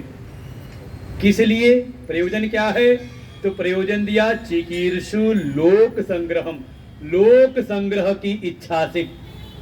जिनके बीच में रह रहे हैं उनके बीच में जा करके उनके समान कार्य करते हुए और फिर धीरे धीरे उनको वहीं से आगे बढ़ाना है, सीधे काज छुड़ाना नहीं उनका जो कर्म कर रहे हैं।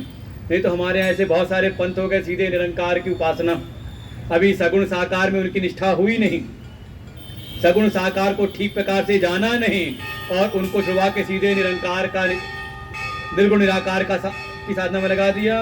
ना तो यहाँ के रहे नहीं तो वहाँ के। जैसे किसी को हमें बनाना है डॉक्टर, किसी को बनाना है इंजीनियर, तो कितने साल की पढ़ाई है मेडिकल और इंजीनियरिंग की? 5 साल की, 4 साल की।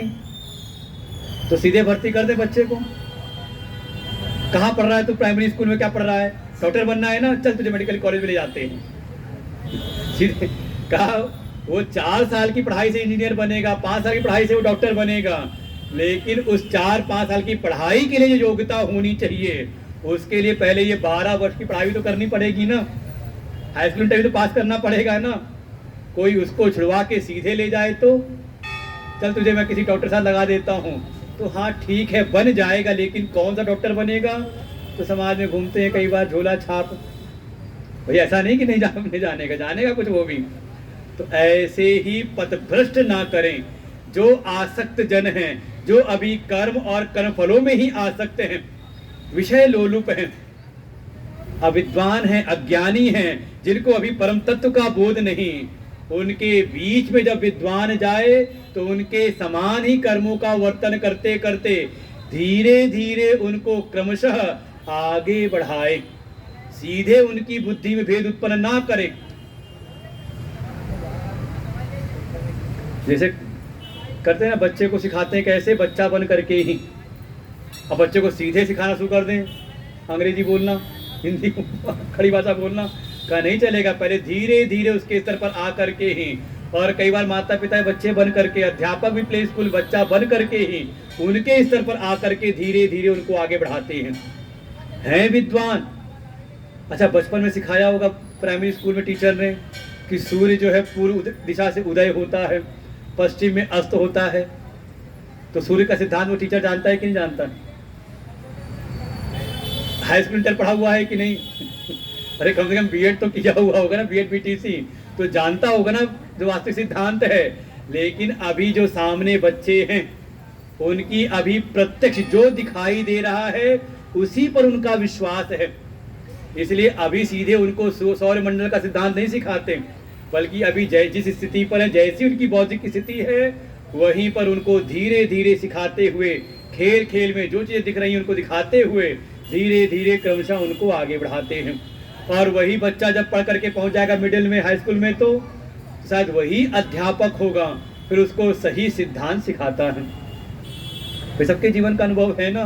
तो भगवान भी कह रहे हैं कि अगर आप विद्वान हो गए, ऐसा ना हो कि आपने तो जन्म जन्मांतर की साधना से 10 साल आपने सत्संग सुना और अब आपको सत्संग में कोई बात समझ में आई, ज्ञान की बात, कि मैं आत्मा हूँ, आत्मा नित्य है, अजर है, अमर है, उसके लिए कोई कर्तव्य शेष नहीं, और आप चले गए, कोई नया नया पकड़ लिया आपने कोई सत्संगी और उसको सुनाने लगे, तो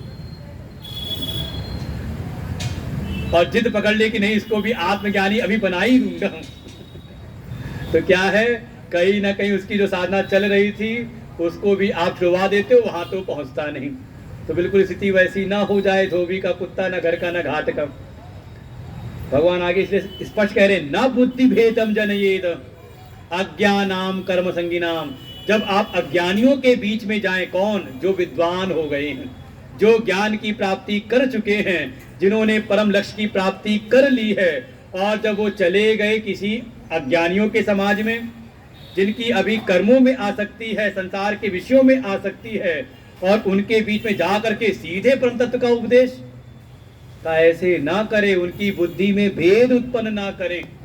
कोई पूजा पाठ कर रहा हो, सगुण साकार की उपासना कर रहा हो, और कोई पहुंच जाए बड़ा ज्ञानी ध्यानी, क्या मूर्ति की गुड्डे गुड़िया का खेल खेल रहा है, सीधे निरंकार की निराकार की उपासना किया कर, उसका ध्यान कर। ऐसे ना करें।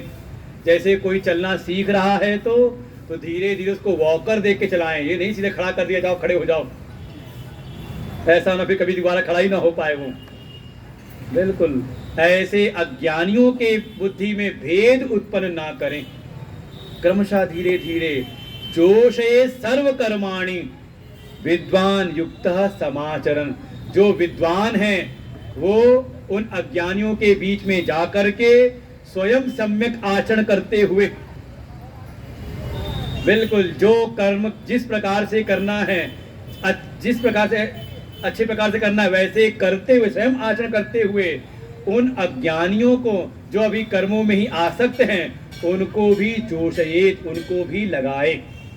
जैसे कहते हैं ना, जोत देना, बैल जोतते हैं ना, लेकिन कोई नया बैल हो तो सीखे हुए बैल के साथ पीछे पीछे बांधा जाता है, धीरे धीरे धीरे धीरे उनको कर्मों में लगाएं सही प्रकार से और धीरे धीरे उनको आगे बढ़ाएं। और ऐसा जो विद्वान जन हैं, जो सिद्ध महापुरुष हैं, वो ऐसा करते हैं। हमने अपने गुरुदेव को देखा, अब उनको कोई आवश्यकता नहीं किसी कर्मानुष्ठान की, उनको कोई आवश्यकता नहीं देव उपासना की, क्योंकि जिस परम तत्व में वो निष्ठ हैं वो साक्षात चलते फिरते साक्षात पर ब्रह्म हैं। श्रोत्रियम ब्रह्मनिष्ठम, श्रोत्रिय ब्रह्मनिष्ठ हैं। जो स्वयं ब्रह्म स्वरूप हो जाए तो उसको आवश्यकता नहीं अब वो अपर ब्रह्म में सगुण साकार की पूजा उपासना करे या समाज की मर्यादाओं का बहुत ध्यान रखे। लेकिन जब वो समाज के बीच में रहते हैं तो हमने स्वयं देखा है उन सारे नियमों का स्वयं पालन करते हैं। सवेरे उठ करके सबसे पहला कार्य मंदिर में जाना, मंदिर में जाके भगवान की उपासना करना, भगवान को प्रणाम करना। क्यों? वो सिद्धि प्राप्त कर चुके हैं का उनको खुद के लिए आवश्यकता नहीं है। वो वास्तव में हम सब जो चेले लोग रह रहे हैं आश्रम में, कहीं वो ना हो जाए कि बस वेदांती बन गए, भले अभी कुछ आया वाया नहीं लेकिन कहीं ना कहीं सो कॉल्ड वेदांती बन जाते हैं। अब क्या जरूरत है पूजा उपासना करने की?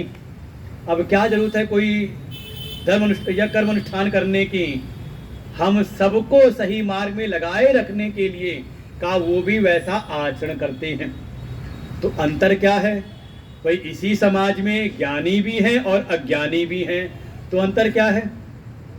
तो ज्यादातर हम अंतर ढूंढते हैं बाहर से, का बाहर का अंतर नहीं है, अंतर है भीतर का। उनका चित्त रमण कहाँ कर रहा है।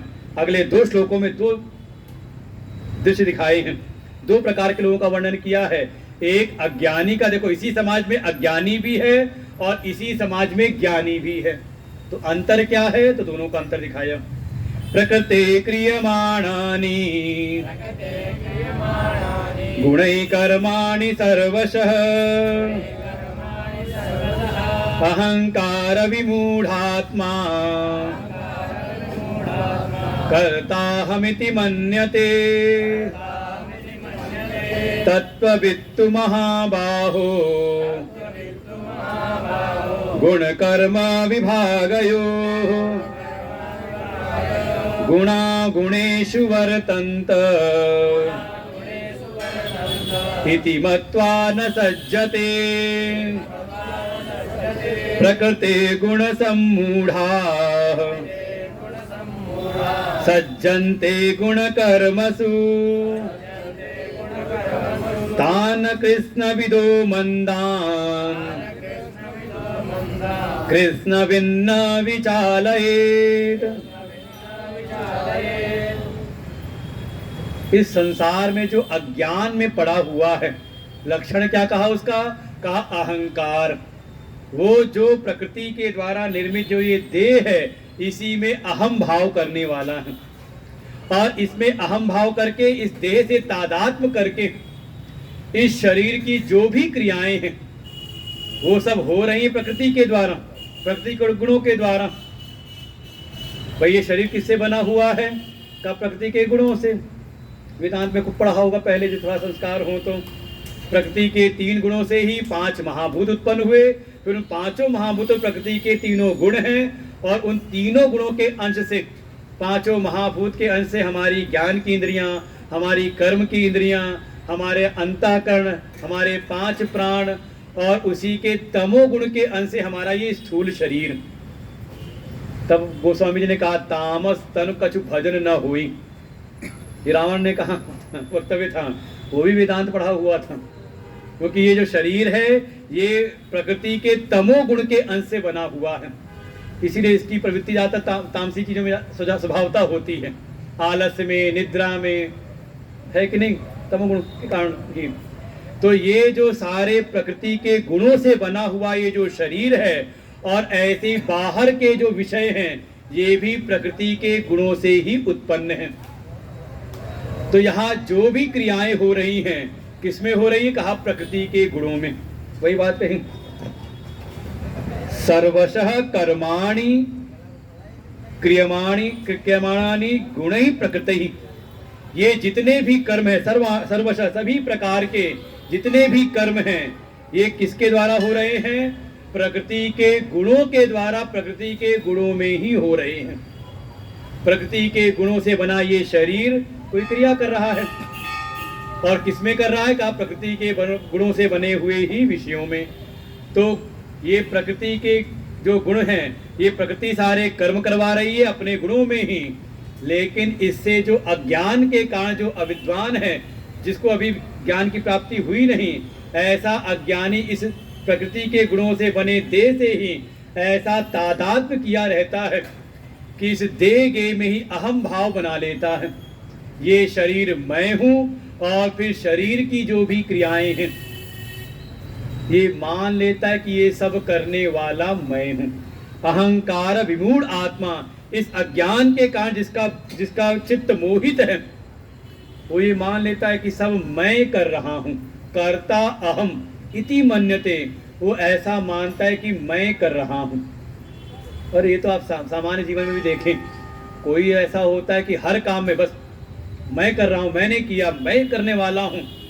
और वहीं पर थोड़ा अगर भगवान की भक्ति के मार्ग में आ जाए, तो थोड़ा भी सज्जनता भीतर आ जाए, थोड़ी विनम्रता भीतर आ जाए, तो अहंकार थोड़ा शून्य हो जाए, तो लोग उसकी प्रशंसा करते हैं, आपने बड़ा अच्छा कार्य किया।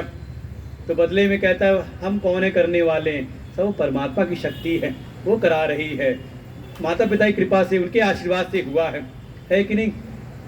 तो ये समान रूप से भी है, जो बहुत अहंकार में है, अज्ञान में चूर है, का वो अज्ञान से ही मोहित होकर के इस देह के में अहम भाव करके प्रकृति के जितने भी कर्म है उससे अपना अहम भाव जोड़ लेता है। वो करने वाला सब चीज़ों में बना रहता है, मैं करता हूँ, मैं करने वाला हूँ। और इसके ठीक उल्टे जो ज्ञानी हैं, उसी समाज के बीच में जो ज्ञानी हैं, वो भी उसी समाज में कर्म कर रहे हैं, क्रियाशील दिखाई देते हैं, लेकिन उनकी स्थिति कैसी है? एक के तो भीतर है कर्तापन दृढ़ है, अहम भाव बहुत दृढ़ है, अहम कर्ता भाव है।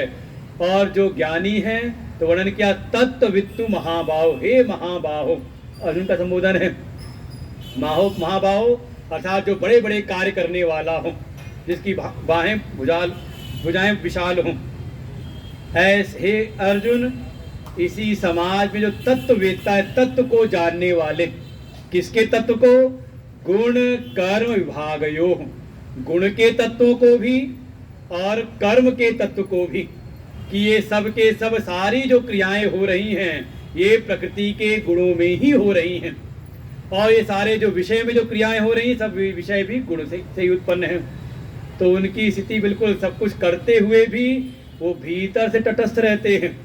भावना क्या रहती है? गुणा गुणेषु वर्तन्ते, उनके भीतर ये भावना नहीं कि मैं करने वाला हूँ, वो सब कुछ करते हुए भी भीतर भावना रहती है कि प्रकृति के गुणों से बना ये शरीर है, ये वर्तन कर रहा है प्रकृति से बने विषयों, गुणों से बने विषयों में ही। तो गुण ही गुण में वर्तन कर रहे हैं। गुणा गुणेषु वर्तन्ते इति मत्वा, ऐसा मान करके न सज्जते, वो कहीं पर भी आसक्त नहीं होते, ना किसी कर्म में और ना किसी कर्म के फल में। देखो अज्ञानी है तो वो कर्म में भी आसक्त रहता है कि ये कर्म मेरा है, करने वाला मैं हूँ, और साथ ही उसके फल में भी आसक्त रहता है, इसका फल मुझको मिलना चाहिए, ये मेरा फल है, अधिकार जमाता है। लेकिन जो ज्ञानी है वो ना तो कर्म में और ना कर्म फलों में कहीं पर भी आसक्त नहीं होता, ना सज्जते, बिल्कुल तटस्थ। उसकी आसक्ति कहाँ पर है? तो उसकी आसक्ति है अपने आत्म स्वरूप में। यस्त्वात् रतिरेव स्यात् आत्मतत्तश्च मानवः आत्मन्येव च संतुष्टः, वो बिल्कुल उसकी रति तृप्ति संतुष्टि अपनी आत्मा में ही। यस्य ब्रह्मणि रमते चित्तम नंदति नंदति नंदत्येव, का उसका चित्त सदैव ही बाह्य विषयों में नहीं बल्कि अपने आत्म स्वरूप में, अपने ब्रह्म स्वरूप में ही रमण करता है।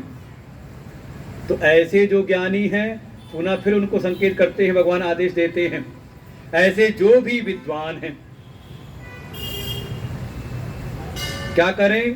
कहा नीचे पंक्ति है 29वें की, कृष्ण विन्न, कृष्ण वित, अर्थात जो समग्र रूप से ज्ञान को प्राप्त कर चुके। कृष्ण माने संपूर्ण, संपूर्णता से सारे रहस्यों को जानने वाले कृष्ण वित, अर्थात जो ज्ञानी हैं। न विचालयेत, वो विचलित ना करे। किसको? तो कहा जो अभी प्रकृति के गुण में ही मोहित हो रहे हैं।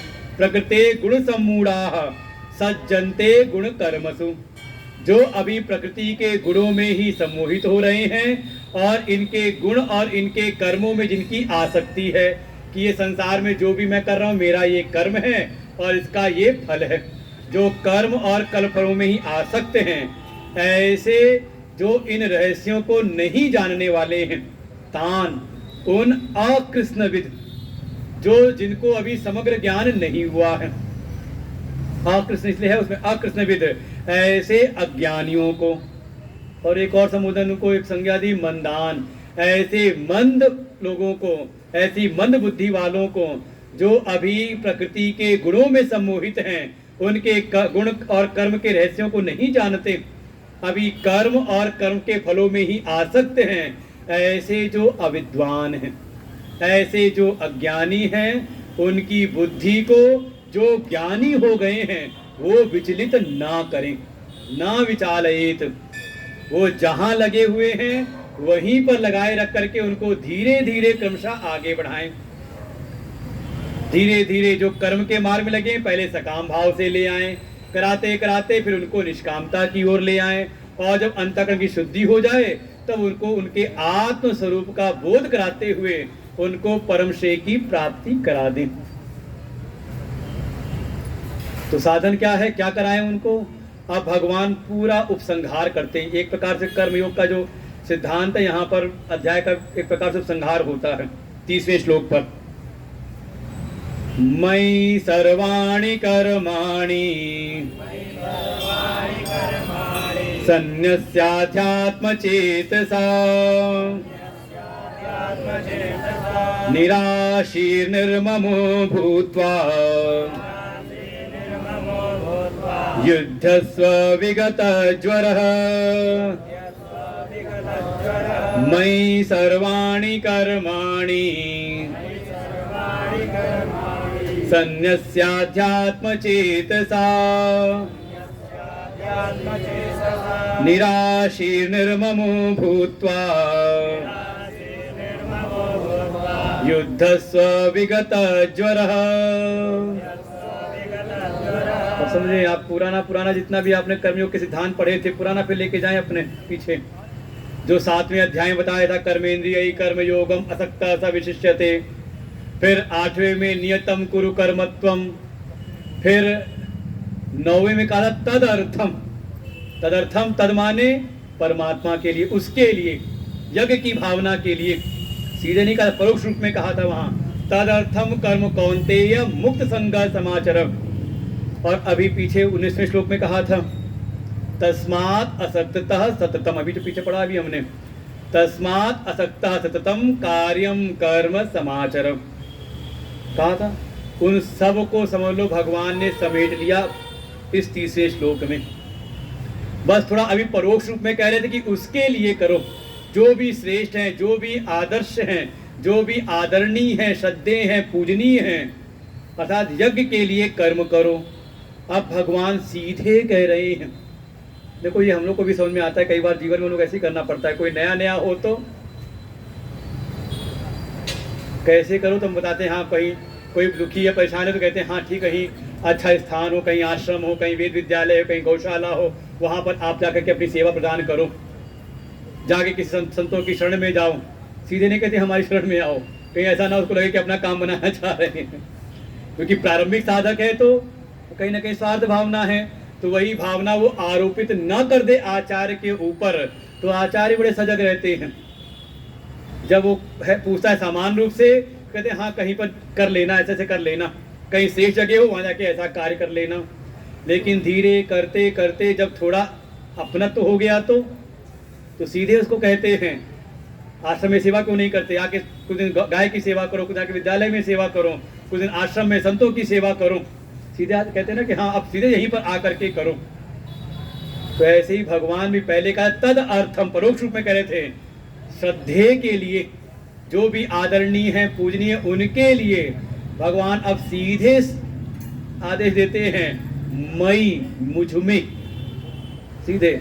बस है कि मई का तात्पर्य यहाँ पर भगवान भास्कर खोलते हैं इस बात को, मई माने केवल वसुदेव कृष्ण के पुत्र रूप में नहीं, मई का यहाँ पर दिया वासुदेवे परमेश्वरे सर्वज्ञे सर्वात्मनि।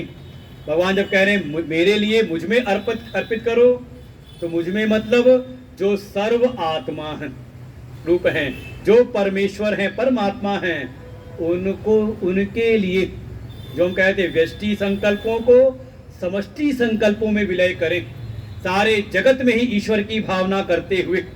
अगर कोई आचार्य कहते हैं, कोई सिद्ध महापुरुष कहते हैं मेरे लिए, तो वहाँ तात्पर्य है मेरा भाव उनका शरीर में नहीं है, उसको तो कभी कब का वो त्याग चुके हैं। जो उनकी ब्रह्म भावना है, आत्म भावना है, उसकी ओर उनका संकेत है कि अपने व्यष्टि संकल्पों को, अपने स्वार्थपूर्ण संकल्पों को निस्वार्थ भाव से सारे जगत में ही ईश्वर की भावना करते हुए ईश्वर के लिए अपने कर्मों को समर्पित करो।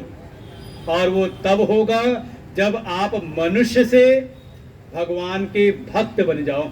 जो बात अभी पहले भी कही थी 19वें श्लोक में, हमारा जीवन ठीक है, मनुष्य का जीवन में है तो मनुष्य ही बनकर के जीवन ना जिए, बल्कि जीवन में परिवर्तन आए, हम भगवान के भक्त बन जाएं। बस शर्त है भक्त बनने की, ये केवल 8 बजे तक का भक्त ना हो कि हाँ 6 से 8 भगवान के मंदिर में सत्संग में तो भक्त हैं, और उसके बाद पता नहीं अभक्त हैं कि विभक्त हैं। सततम, बिल्कुल हर समय हम भगवान के बन करके जिए। देखो ये अंतर है, जब हम कहीं मंदिर में सेवा करते हैं तो, या कहीं आश्रम जाके सेवा करते हैं, तो वास्तव में वहां से वहां का हर एक कार्य, केवल पूजा नहीं, जो वहां पे पूजा अर्चन कर रहे हैं, पुष्प अर्पण कर रहे हैं, वो भी भगवान की पूजा है। लेकिन मंदिर में आगे किसी ने सफाई की तो कहा वो भी भगवान की उपासना है। वो कर्म क्या हो गया, कहा वो कर्म भी आपका उपासना है। इसलिए हमारी जो उपासना बहुत संकीर्ण नहीं है, बहुत विस्तार है, उसका समझना पड़ता है। बिल्कुल इस प्रकार से समझें तो ये भगवान कह रहे हैं मई सर्वाणि कर्माणि संन्यस्य अध्यात्म चेतसा। पहले तो अपने चित्त को आध्यात्मिक चित्त बनाओ। जो मैंने कहा ना कि मनुष्य नहीं बल्कि अपने को भगवान का भक्त मानो, भगवान के भक्त बन जाओ। अपने चित्त को पहले आध्यात्मिक चित्त बनाओ कि अब मैं सामान्य मनुष्य नहीं बल्कि मैं अध्यात्म का साधक हूं, अर्थात आत्म प्राप्ति का मैं इच्छुक हूं। समझ लो, सामान्य जिज्ञासु से आप बन जाओ। देखो पहले आप व्यक्ति सत्संग में आता है जिज्ञासा से, चलो गीता जी का सत्संग हो, चलो सुनते हैं गीता जी में क्या बताया गया है, और धीरे धीरे यही जिज्ञासा उसकी मुमुक्षा में परिवर्तित हो जाए कि मन का भाव हो कि हाँ इस भव बंधन से हमें मुक्त होना है। निरंतर हमारा ये चित्त बना रहे, ऐसा चित्त का निर्माण हो। केवल मनुष्य नहीं, कोई हम कर्मयोगी नहीं, बल्कि आध्यात्मिक साधक बन जाएं कि मेरे जीवन का परम लक्ष्य है मोक्ष की प्राप्ति। ऐसे मुमुक्षु के भावना के साथ में अपने को मान ले, चित्त बना ले, और परिणाम स्वरूप अपने जो भी कर्म है सर्वाणि कर्माणि मयि संन्यस्य। मयि माने भगवान में, परमात्मा। भगवान कृष्ण कह रहे हैं मुझ में अर्पित कर दो। अच्छा, भगवान में सब अर्पण कर देंगे तो कहीं ना कहीं मन में चिंताएं लगी रहती हैं, भविष्य में कुछ आशाएं लगी रहती हैं, आशा बाधा बनती है, संसार का क्या होगा, हमारे घर परिवार का क्या होगा, कहीं ना कहीं ममताएं बनी रहती हैं। भगवान कह रहे इन 3 दोषों को दूर करते हुए, कौन कौन से, कहा पहले हो जाओ निराशी। संसार के विषयों में जो सुख की आशा बनी हुई है उसका त्याग करते हुए, जो संसार में अपने संकल्पों में ममता, अपने कर्तृत्व भोक्तृत्व ममता लगी हुई है, इस ममत्व का त्याग करते हुए, और साथ ही विगत ज्वर, ये जो भीतर चिंता शोक विलाप रहता है, इसको भी किनारे करके, अपनी समस्त व्यथाओं को किनारे करके, अपने समस्त कर्तव्य जो भी कर्म कर रहे हो, भावना ये बने कि मैं परमात्मा के लिए कर रहा हूँ। भोजन ही बना रहे हैं तो देखो, एक है कि भोजन बनाता है अपने लिए, ये पचंती आत्म कारणात्, तो कौन है, भुंजते ते तो हम पापा, वो फिर पाप ही का ही जीवन जी रहा है केवल अपने लिए। लेकिन एक भावना क्या है, भोजन तो हमें ही करना है, लेकिन भावना क्या हुई कि ये जो रसोई बन रही है, रसोई किसके लिए? कहा परमात्मा को भोग लगाने के लिए। कोई अंतर आया? केवल एक भावना ही तो बनानी है। अच्छा, भावना बनी, भगवान को भोग लगाना है तो कम से कम जो भी अशुद्ध भोजन है, अशुद्ध जो भी वस्तुएं हैं, उनका तो आना बंद हो जाएगा ना रसोई में अपने आप ही। जो अभक्ष्य है, जो खाने योग्य नहीं है, जो हमारे जीवन को, हमारे मन को दूषित करने वाले हैं, कम से कम उनसे तो दूरी बनेगी ना। हम कुछ भी कर रहे हैं किस लिए? ठीक है, अपना परिवार पालना है, लेकिन भावना ये हो कि थोड़ा भगवान की सेवा भी करनी है, अपना अंश भगवान को अर्पण करना है, तो इसके द्वारा कहीं ना कहीं हमारी जीविका भी शुद्ध होती है। तात्पर्य यही है, हर क्षण ये भाव बना रहे कि मैं भगवान का हूं, चित्त हमारा आध्यात्मिक बने, भगवान का भक्त बन जाए। हर समय हमें विधि निषेध का ध्यान रहे, क्या करना है क्या नहीं करना है, हर क्षण रहे। और 3 दोषों को, ये संसार में जो आशा है इसको त्याग करके, अपनी ममता आसक्ति को त्याग करके, अपने निसंकल्पों का जो जोर है उसको किनारे करके, और साथ ही अपनी व्यथाओं को, व्यथित ना हो। जब भगवान पर अर्पण कर दिया तो अच्छा, भगवान को किस बात की कमी है कि आपकी मजदूरी रख लेंगे? कोई कमी है उनको? कोई बच्चा है, गया नौकरी करने, नौकरी करके उसको कुछ मिला, उसने ला करके माता पिता को अर्पित कर दिया कि इनकी कृपा से मैं आज कुछ करने योग्य हुआ हूं, तो क्या करते माता पिता? रख लेते हैं क्या? अरे कुछ बढ़ा करके और वापस कर देते कि बच्चा जा रहा है, फिर इसको कुछ जरूरत होगी, है कि नहीं? तो वो तो परम पिता परमेश्वर हैं, वो उनको क्या आवश्यकता है कि आपकी मजदूरी वो रख लेंगे कि आपने कुछ अर्पण किया तो, बल्कि कई गुना आपको बढ़ करके वो संसाधन, आपको वस्तुएं, उपलब्धियां और प्राप्त होती हैं। इसलिए बिल्कुल सारे शोक संताप को किनारे करके, ममता आसक्ति किनारे करके, अपने समस्त कर्मों को भगवान में अर्पण करें। इसका एक ही निश्चित भाव है कि निरंतर हम भगवान के भक्त बन करके जीवन जिए। अच्छा, जो करता है तो भगवान आगे के 2 चीज दिखाएंगे। जो मेरे बताए इस मत का पालन करता है उसका क्या होता है, और जो इसका पालन नहीं करता, इसमें दोष बुद्धि करता है, तो उसका क्या होता है। तो ये भी पढ़ ही लेते हैं, कल का कब रहेगा आपका विषय। ये मे मतमिदं नित्यम अनुतिष्ठन्ति मानवाः श्रद्धावन्तो न सूयन्तो मुच्यन्ते तेऽपि कर्मभिः ये त्वे तदभ्यसूयन्तो नानुतिष्ठन्ति मे मतम् सर्वज्ञानाविमूढांस्तान् विद्धि नष्टान चेतसः। वो जो मन की एक शंका थी ना, कर्म के मार्ग में लग करके पता नहीं हमारी मुक्ति होगी कि नहीं होगी, एक कहीं ना कहीं संदेह था, भगवान उसको दूर करते हैं। एक तो कर्मयोग का सिद्धांत स्थापित कर दिया, इसका उपसंहार किया, अब बताते हैं कि इसका जो कोई भी अनुतिष्ठन्ति, इस मेरे द्वारा बताए गए, ये मे मतम, ये जो मेरे द्वारा बताया गया जो मतम है, इस इदम मतम, ये जो मत बताया गया है, अनुतिष्ठन्ति मानवा, जो कोई भी मनुष्य इसका जीवन में पालन करता है। कैसे? कहा नित्यम, ये नहीं कि 1 हफ्ता करके देखेंगे, 1 महीना करना है, कहा नित्य ही इस मार्ग का अनुसरण करता है, अनुष्ठान करता है। कैसे? का श्रद्धावान होकर के, भगवान की बातों पर दृढ़ विश्वास करके, अनसूयंतः, कोई इसमें दोष दृष्टि करते हुए नहीं, कोई संशय संदेह नहीं, कोई दोष दृष्टि नहीं करते हुए जो कोई इसका अनुष्ठान करता है, भगवान कहते ते अपि, वे भी मुच्यन्ते कर्म भी, वो अपने कर्मों से मुक्त हो जाते हैं, अर्थात मुक्ति के मार्ग में, परम श्रेय के मार्ग में आगे बढ़ जाते हैं। अच्छा, कोई ऐसे हैं जो इसमें दोष दृष्टि करते हैं, तो अगला कह दिया ये तू एतत् अभि असूयन्तः, जो पहले था अनसूयन्तः, अनुसूया माने दोष दृष्टि से रहित, और असूयन्तः माने दोष बुद्धि वाला। कुछ ऐसे होते हैं, कहीं भी उनको ले जाओ तो कितनी अच्छी भी व्यवस्था हो, वहाँ भी कोई ना कोई कमी निकाल देंगे, उसको कहते हैं असूया बुद्धि वाले।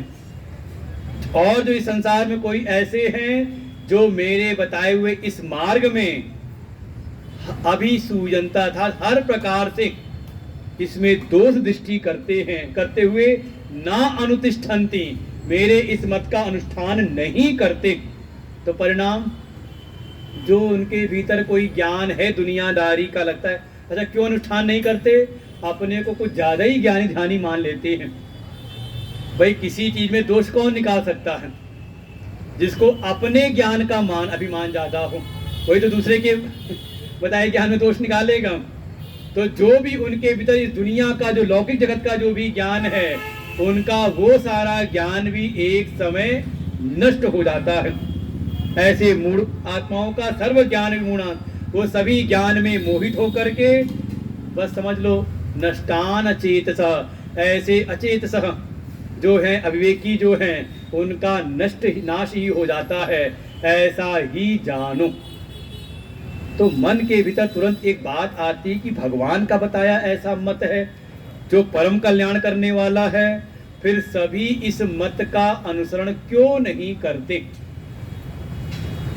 भाई जब भगवान ने बताया सबको करना चाहिए, भगवान कहते नहीं ऐसे भी कुछ हैं जो नहीं करते हैं, उसका भी कोई कारण है, जो कारण भगवान फिर अगले दिन कहते कल बताऊंगा अंतिम दिवस पर ही। तो कल ही इस गीता ज्ञान यज्ञ का विश्राम दिवस भी है, तो बचे हुए जो भी हैं लगभग हम 32 तक पहुंच ही गए हैं।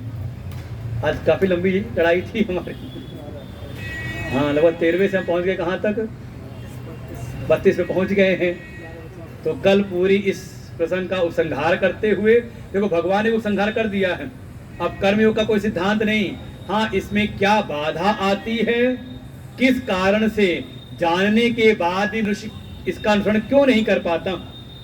लगता है कि हाँ बहुत अच्छा सिद्धांत है, फिर भी इस पे हमारी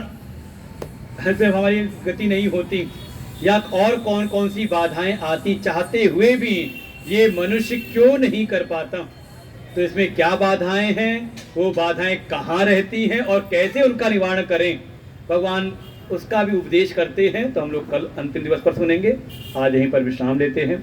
ओम पूर्णमदः पूर्णमिदं पूर्णात् पूर्णमुदच्यते पूर्णस्य पूर्णमादाय पूर्णमेवावशिष्यते। ओम शांति शांति शांति। हरि ओम। श्री गुरुभ्यो नमः। हरि ओम।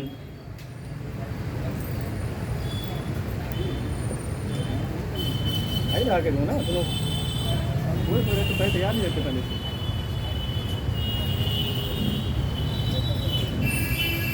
हरिओम। हम लोग गीता ज्ञान यज्ञ का अध्याय 7 दिन से सुन रहे हैं और महाराज जी इतने प्रेम